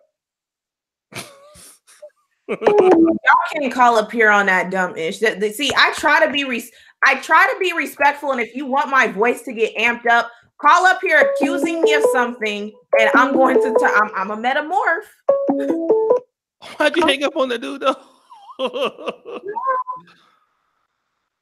Hello, Sister Paris. Yes, it is. Hi. How you doing? I'm fine. This is Great Black Shark from the chat. I'm not going to keep you long, sister, but I had a couple of questions I'd like to ask you, if you don't mind. Yes, go ahead. All right. Since I caught the stream kind of late, I don't know if anybody's ever made reference to this during the stream or not, but like when it comes to black men protecting black women, what role do you think that black women have in listening to a man that is producer, protector, and provider for them? You said what? I'm sorry. Could you repeat that again, please? Yes, ma'am. I said when it comes to black men protecting black women, what role or responsibility do you think that the black women that want this protection have in listening to a man that is protector, producer, and provider for them? Oh yeah, she definitely has a ton of roles. And those roles include ensuring that she is nurturing both her husband and her children, submitting to her husband, allowing him to lead, trying to act as that helpmate. She definitely has a lot of roles. Most definitely. And that's something that I preach on my channel, that, if you want a certain caliber of man, you have to be that certain caliber of woman. I think a lot of people have it kind of misconstrued that I'm just telling black women that they get protection with not bringing anything to the table. And that's not the case, especially if it's a man that is, like you said, providing, producing, etc. Those men deserve the most cooperation. And I encourage black women to be with those type of men. Okay, that's very fair. That's what I want to know. And I had another question about that. When do you say that when both the black man and the black woman are playing their roles or are actually living up to their roles correctly, when you say that we both get farther in black society as a cohesive unit? Yes, 100%. Okay, so like, because I was just catching the part of the stream that I came in on. I was like, let me try to call the sister and ask, because I'm not on the confrontational, trolling, adversarial thing. I just want to ask you directly. I was like, okay, this is an opportunity to talk to the sister. Yeah, So, I like your energy. That's what you're saying. I agree with that. But that's what you're saying because, like, for the sisters that want this protection, here's the thing. I mean, a lot of black women that, the ones that don't listen to their men, they don't understand that a man's protection, that puts us at risk. Mm-hmm. So if we're going to put ourselves at risk to protect the woman, she has to at least follow our reasonable instructions. Like you said, submit to his leadership if he's fulfilling his role. And then as far as like protecting sisters out here, for example, like we've all seen the video of that jackass that kicked that 78-year-old sister in the face. Mm-hmm. Case by case basis, that's something that I know I wouldn't stand around and watch. I mean, and situations like that, yes, you would step up and defend, our sisters, because I would want someone to defend my daughter if I had one, in those situations. But like as far as like women just, going off and doing things that men tell them not to do, and then they turn around and get in the situation and expect us to come to the rescue now. Mm-hmm. Look, they're on their own. They're on their own. Yeah. Because I mean, a hard head makes us off ass. You sure do. And I think a lot of people have me misunderstood that they think that I'm just like anti-black men or whatever. And it's like, no, I tell black women when they're effing up, like they don't like to hear it sometimes, but I know that we can't just rely on you guys to do X, Y, and Z, but we don't come to the table meeting you guys halfway and not willing to give you guys cooperation. I know that that's not, I wouldn't even want a black woman to be in a household where she is in a relationship with a man that she doesn't respect or believes in submitting to. Cause I don't think it's conducive for children to grow up in that sort of environment. So I understand where you're coming from. And I appreciate you coming with calm energy, this is like low-key entertainment. And so I match people's energy. So if you're hyped up, I'm gonna be hyped up with you. But I appreciate you for calling up being very respectful. No problem. And you actually answered the last question I was gonna ask you because like when there's children in the environment, it's very important that they see the proper role of a man and a woman so that when they go out, they don't repeat some of these vicious cycles that we have in our community. So, you were fair in answering those questions. I think those are level-headed answers. So hopefully that'll clear things up for anybody else. If they hadn't asked those questions before. And I'm going to let you go and get off your line and have a great rest of your evening. Oh, thank you so much. Have a great one. Thanks for calling up. See, I can't be respectful. But y'all be acting real ratchet sometimes. I just be like, oh my God, why y'all be acting so ghetto-fied? That last Negro that called up, though, I knew I should have hung up in his face the moment that he was like, oh, why are you trying to act like black women aren't oppressed? And why are you trying to make it seem like it's only black men? I should have clicked immediately. Call from caller. Hello? Am I on there? Yes. Hi to you too. What's going on, Paris? Hello. So I called O'Shea earlier, and then I had some follow-up questions, and I think I guess you had to move on. So I guess I'll ask you directly. So just let's just speak practically now. Let me ask you a question. Do you think that you've moved the needle forward with this conversation? Do you think this has been an effective way to convince black men who started off watching this stream thinking they're not going to protect random black women? Do you think your approach tonight has helped sway any of those men who felt that way? No, I feel like the mere fact that I even have to make a video discussing this, I knew that it wasn't going to change you guys' mind, because as a man, a woman shouldn't have to ask you to do anything. You should innately do it, just like other races of men do it. Other races of men don't have their women on YouTube making videos about how unprotected they are. So I hope that answers your question. Well, all right. Well, two things I'll say in response to that. First off, the other races of women kind of don't conduct themselves quite the same way. You do have to acknowledge there are some differences. between you and those other races. Because those men build. Going back. So they get those women submit because those men build. When you don't build, you get the mouth, you get the attitude, you get the disrespect. So if you want to change that, you have to start building. But let's talk about this thing about black men not building. Black men do build. There's plenty of examples of black men who build. Well, sure. I mean, there are tons of industry that black men have been successful in. You have the hip hop industry. It's $1 billion global industry that black men have built. The most misogynistic, anti-woman genre. You take credit for that. You're proud of that you've built an industry that has dedicated to discussing the disrespect, the degradation, and colorism. Let's not get on track. But white men have industries that get other groups that have industries that can be deemed misogynistic or anti-women. It depends on how you want to look at it. But anyway, I think so. Here's what I'm the original point that I was making. I just think the strategy is not effective. I mean, if your point here is to make black men kind of see things another way, I think one of the main things you've done all night is basically been to dismiss just basic complaints that black men have. I mean, almost everything O'Shea said, you either had an answer to it or you minimized it or dismissed it.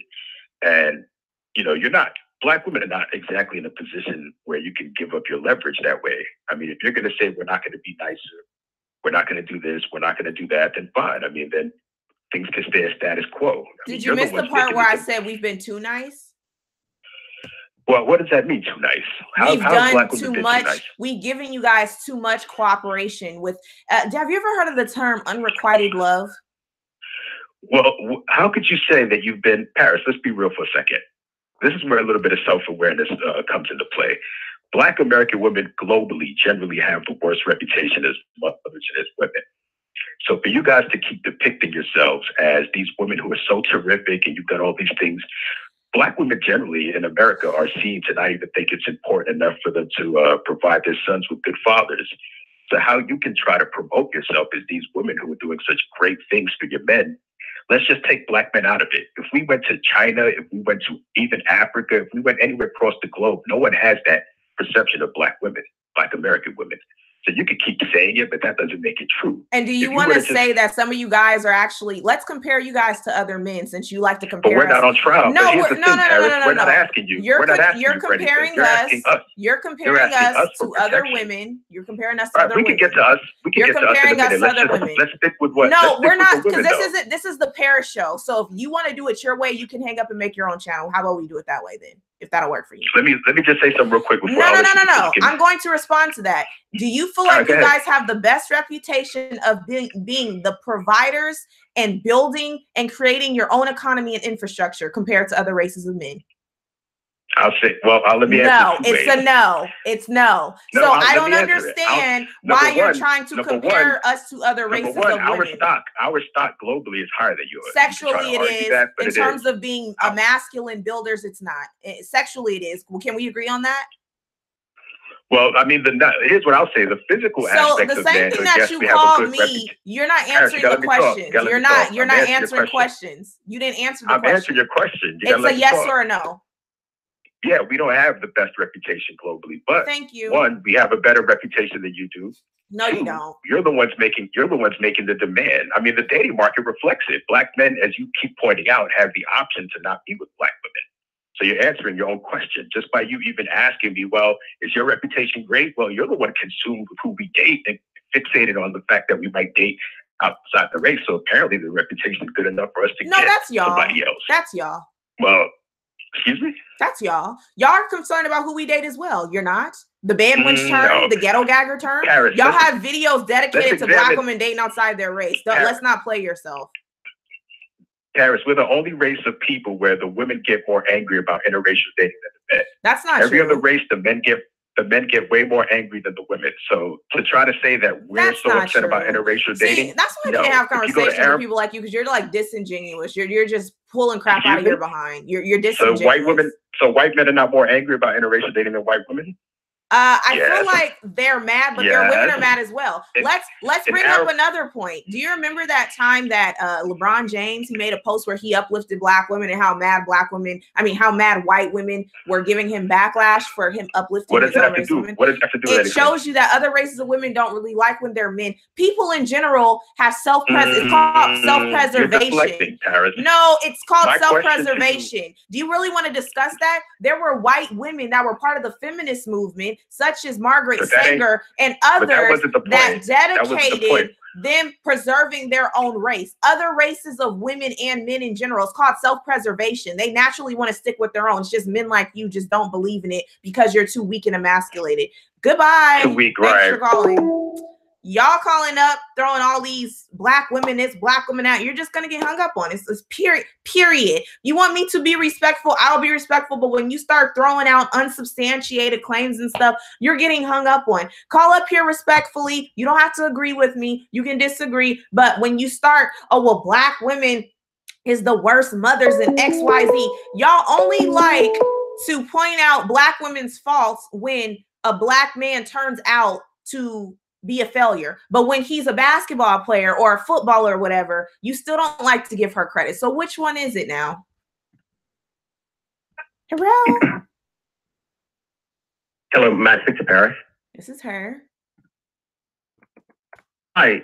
Actually, I'm listening to you online right now, so I didn't know if I was actually speaking to you. But hey, I'm happy to be online and speaking to you. So how are you? I'm fine. How are you? I'm well, thank you. Are you still doing live with O'Shea Duke Jackson? Yes, you're on live right now. Okay, thank you. I have been listening to much of your commentary. I do have points where I agree with you, and I have points where I think I have a different opinion from you.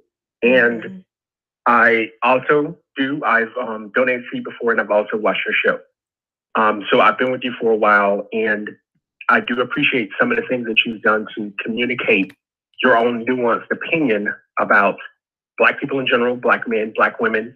And from some of the things you said, I have learned a lot. And I just want to express that I appreciate you for that.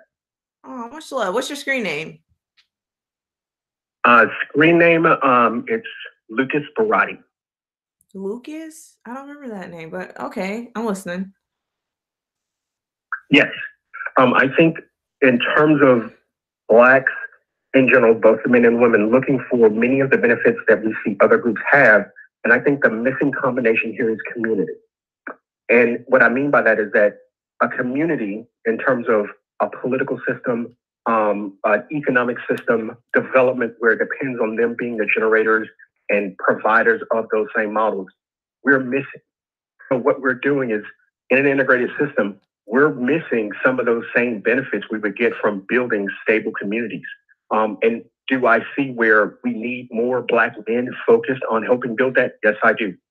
And I also see the challenge where a lot of men are not going to see that. And I see it with a lot of women who don't see that Black Americans do need capable communities that are going to provide for their needs and their development. Because as Black Americans, we weren't developed in the same way that other communities were developed. We were developed out of slavery. We were developed out of being limited to certain parts of cities or areas where we weren't enfranchised into a community or resources that we control, nor a political system. Black Americans still to this day have not had one issue that they have voted on at a state or federal level because they don't control either those institutions or level of government where we have basically instituted laws that we have deemed important for our economic, our political or individual growth. And it has hampered our ability to actually create communities that are going to, develop more men that see that they have to be in a role of being providers and being meaningful contributors to the society. And I also feel that it is affecting our women just as well. I don't think it's a full story of roses that, our women, I think both men and women are affected by the poverty of the culture that has limited Black Americans as a whole from being able to fully develop a lot of those things in terms of protection, in terms of resources for, homes, businesses. I see it affecting not just men, I see it affecting the whole group. I agree, 100%. I agree. And I feel like in terms of the voting though, like I feel as though with Black people, it's like we vote like emotionally. Like voting has been marketed to us by like white society. So I think that's why a lot of Black people are skeptical about voting, because oftentimes like we don't even have certain ballots that are like for our best interests. And I know a lot of it has to do with certain political parties will get behind Black people when we collectively come together with the bag. Like that's why you saw like with Obama when he was in office, you had the LGBT community and all these other white Hispanic groups that were coming with finances for him to come in and create policies that were going to benefit them. And I know a little bit about politics, but I don't like to get too much into it. Okay, y'all like the ratchetness. Y'all don't like the intellectual pairs. But my point is that I'm sorry, go ahead. I understand sometimes we like to divide the differences easily enough along gender. Like when we talk about relationships, I understand the politics. I apologize. I didn't mean to cut you off, but I understand. I didn't want to go too deep into politics, but I see it from, I guess, a political spectrum. I guess that's a difference of opinion, that if without us having communities, we're not going to generate at a mass level consistent men that are going to be providers, consistent women that are going to be nurturers, and also all the other benefits that come from having stable environments, because the neighborhoods that for the vast majority of us we're growing out of, not necessarily, I remember I grew up in a Black neighborhood, and I take it for granted now, but I told my mother, I'm the same age as you, but my mother is now 70. Wait, how old are you? Again? How old are you? I'm 38. Oh, I was lying to people. See, I'm sorry. I need to stop trolling because y'all be taking me seriously. I'm actually 25. Okay. I just told people that in the chat, but I really am 25. Oh, okay. No problem. Okay, that's fine. Go ahead. Okay. Well, I'm 38. Okay. And I think you said you were late 30s, but you said you were trolling with that. Okay. Yeah. But, I grew up seeing all of my family, my extended family. And for them, I grew up with nothing but Black people. Mm-hmm. I knew every Black person in my neighborhood. We had an entire area of the city. Now, all of the businesses and everything were on the other side, but I never felt like I was missing something. The best teachers I had were teachers that were Black. They were the ones that showed more care and concern in making sure that I got the right development that I needed to get to the next level.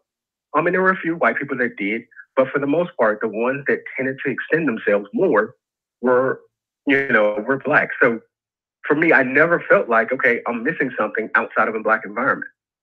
It wasn't until I got older where I began to see, I live outside of the U.S., but I see when a country or when the laws are responsive to you, the political system, the police, all the services, they're responsive to your needs as a group, you get a different outcome. And I just don't see that same in terms of like needs, like Black Americans have always been saying since the end of slavery, we need jobs. We need money for businesses.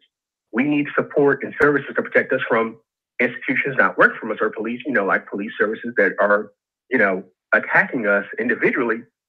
There's been no serious responsiveness to those issues. So I'm just saying that's something that I see that's still affecting Black Americans, and that we need communities. But in terms of, I think like an issue like, for example, interracial dating, I think you've talked about it in some nuanced ways. I think some ways recently where I was a little concerned, but what were you concerned it's not about? A market that is, well, I mean, I don't like hearing you say that, I don't like you saying I prefer, like I think you were saying you would prefer to date a white man, or that's my bias. Would you hear me ever say that? About, no, I'm trying to make sure. I think you were saying you were saying something to the effect. I'm trying to make sure I catch remember your point active. But basically, you were saying something to the point that, like, I think they should be more open to their options of dating. I never said that. Okay, maybe you don't. I don't know if you watch my channel. I don't like the swirlers hate me because I'm known for like promoting Black people being together. I don't ever promote Black women opening their. Okay, culturally speaking, to other Black men of different cultures, yes, but not to other races.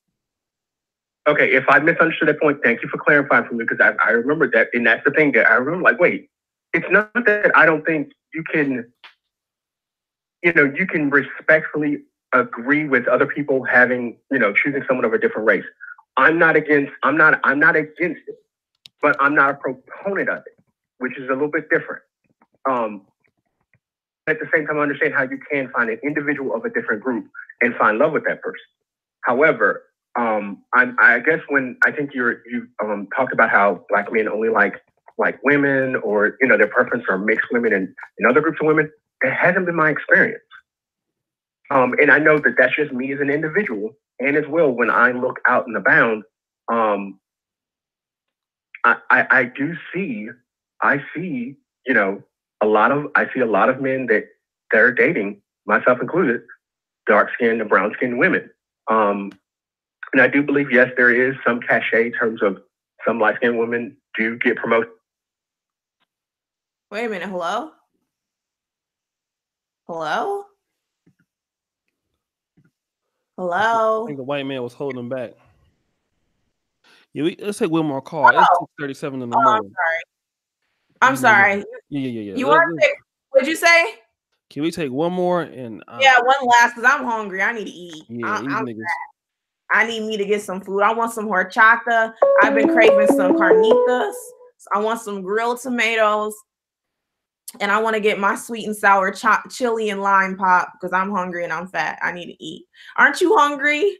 I'm sleepy. I got to be up at a meeting in like 4 hours. But you don't trust me running your channel? I'm just playing. You don't trust me running your channel? 90 seconds. Huh? Disconnect my Blog Talk Radio. Hold on a second. Go ahead. Take one more call. Okay, let me take the last call. Y'all got the number 510-815-9860. I'm hungry. Hold on. I think I accidentally clicked the caller off because I was trying to exit off this ad that popped up on my screen. I'm really sorry. I keep seeing all these calls, but it's not okay. 60 seconds. Hello? Yo, this Paris? Yes. What up? This Open Mind. What up, O'Shea? What up, This what is up, who? bro? Open Mind. He's Open Mind. My moderator. Hi, moderator. Yeah, no disrespect. I ain't calling troll. I just called Thank you for using Blog Talk Radio. Goodbye. For the most part, I respect a lot of stuff you were saying tonight. I've been listening in and checking you out, but I think you speak from a place of experience, and I know that this is just your opinion. I think a lot of people that's calling in and even the chat room should just like not really be all up in their feelings like that, because if this shit don't apply to you, then you shouldn't even be tripping. Exactly. If you know you handling your business wherever you are, if you're married and you got kids, or you got a baby mama and you handling yours, handle yours. There's no sense in trying to argue with somebody who has their stance on something, whether you agree or disagree. If that shit don't apply to you, relax. Let her get her bars off. You know what I'm saying? I check you out every now and then. You know what I'm saying? I don't always agree, but I don't come under your videos talking shit either. It's a matter of respect. Yeah. And I think all you saying at the end of the day is for us to show y'all some form of respect, because a lot of us be acting crazy. You know what I'm saying? But I got daughters, so I'm neutral on the thing. When I see a lot of women tripping coming at black men, I sit back and be quiet about it and let y'all talk, because like, as long as that shit ain't me that y'all describing, and the reason me to trip. And all I would want for my daughter is to find somebody suitable that I will take to. Exactly. So I can't put you down just because I disagree with you, knowing that my baby girl might grow up and find a knucklehead. Exactly. So from a father's perspective, I can see where you're coming from and just make sure that none of that shit you saying apply to me, not even trip. So just wanted to call in and say that. I ain't really had nothing to argue about. I just wanted to call in and everybody calm down, quit tripping, man, quit going off like that, man, because getting your feelings, that ain't going to make her change her mind about the opinion that she stand on. The only thing to do to change her mind is to not be that nigga that she describing. Thank you. This boy Open Mind, O'Shea. Just wanted to call in and see holler at you, fam. I know it's been a minute, but y'all gonna get something to eat now. Father God, yes. We needed you. Yes, much love. See, that's a strong black king right there. O'Shea, you better not be looking to. I need you to stop wiping your face. See, you do got some real ones in your chat. I respect that. I thought they all was a lost cause, but I could see that, some of them have redeemed themselves. So it's not all of them that's bad, but the real ones understand where I'm coming from. That I just don't want to beat y'all down the ground just for the sake of it. It's the ones that need to wake up, need to hear it. So I'm gonna let you go. Thanks for having me.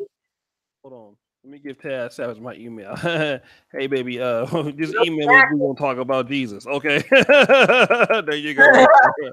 We can talk about the Lord.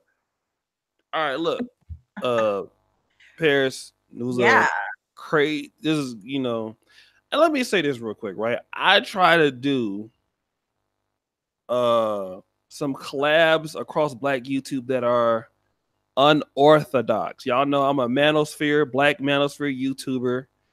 And Paris is on another side, like news and current events and stuff. So typically, when these kind of two worlds clash, you're gonna get an explosive show. We happen to be from two different thoughts on the Black community, but we are. I would consider her a really good friend. I don't have a lot of friends off of YouTube. Well, I do, right? But not a lot of female friends. But she's one of them.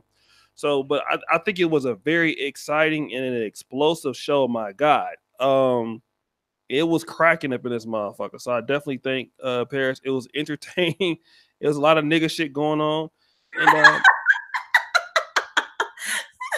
hold on a second. Hold on, KT. Hey, KT. Hey, you fuck nigga, get off my dick, you faggot ass. All right. So that's enough for that. Okay. So let me ban you. So anything else you want to say? I just appreciate y'all for having me. Y'all don't like me, but you gonna learn to respect me. And thing is, I try to be cool. If you're cool with me, I'm cool with you. It's not that deep for me. Some of y'all, I literally had a live where this woman said she got into she was having a debate with this Black man. He was Jamaican and they were talking about colorism. He almost beat her half to death. Like she had a brain hemorrhage because the debate got so heated. So, some of y'all don't need to meet me in person. I ain't never gonna meet none of y'all crazy Negroes in person because y'all ain't about to body slam me over my opinion. I just simply come to give my opinion and y'all enjoy what I bring to this platform. So whether y'all like me or not, much love to you for supporting me and make sure y'all continue to support O'Shea and get them super chats up. Much respect. All right. Yeah. So, peace out. Thanks again, Paris. I gotta go to bed. Tomorrow we got a good Sunday Rumble show. And like I said, hey, if you don't like these shows, don't watch them. All right. Y'all act like I do this shit every day. Me and Paris don't get together that often, but hell of a show. Paris, I'm gonna email. Shout out to brother David Simmons, man. I'm trying to get him back on the Negro Manosphere. And I hope Black YouTube enjoyed it, right? I mean, what do you think? This was a good show for Black YouTube, right? Yeah, I like this. This was fun. Well, get you some rest and thanks for having me. Much respect. Always. Peace.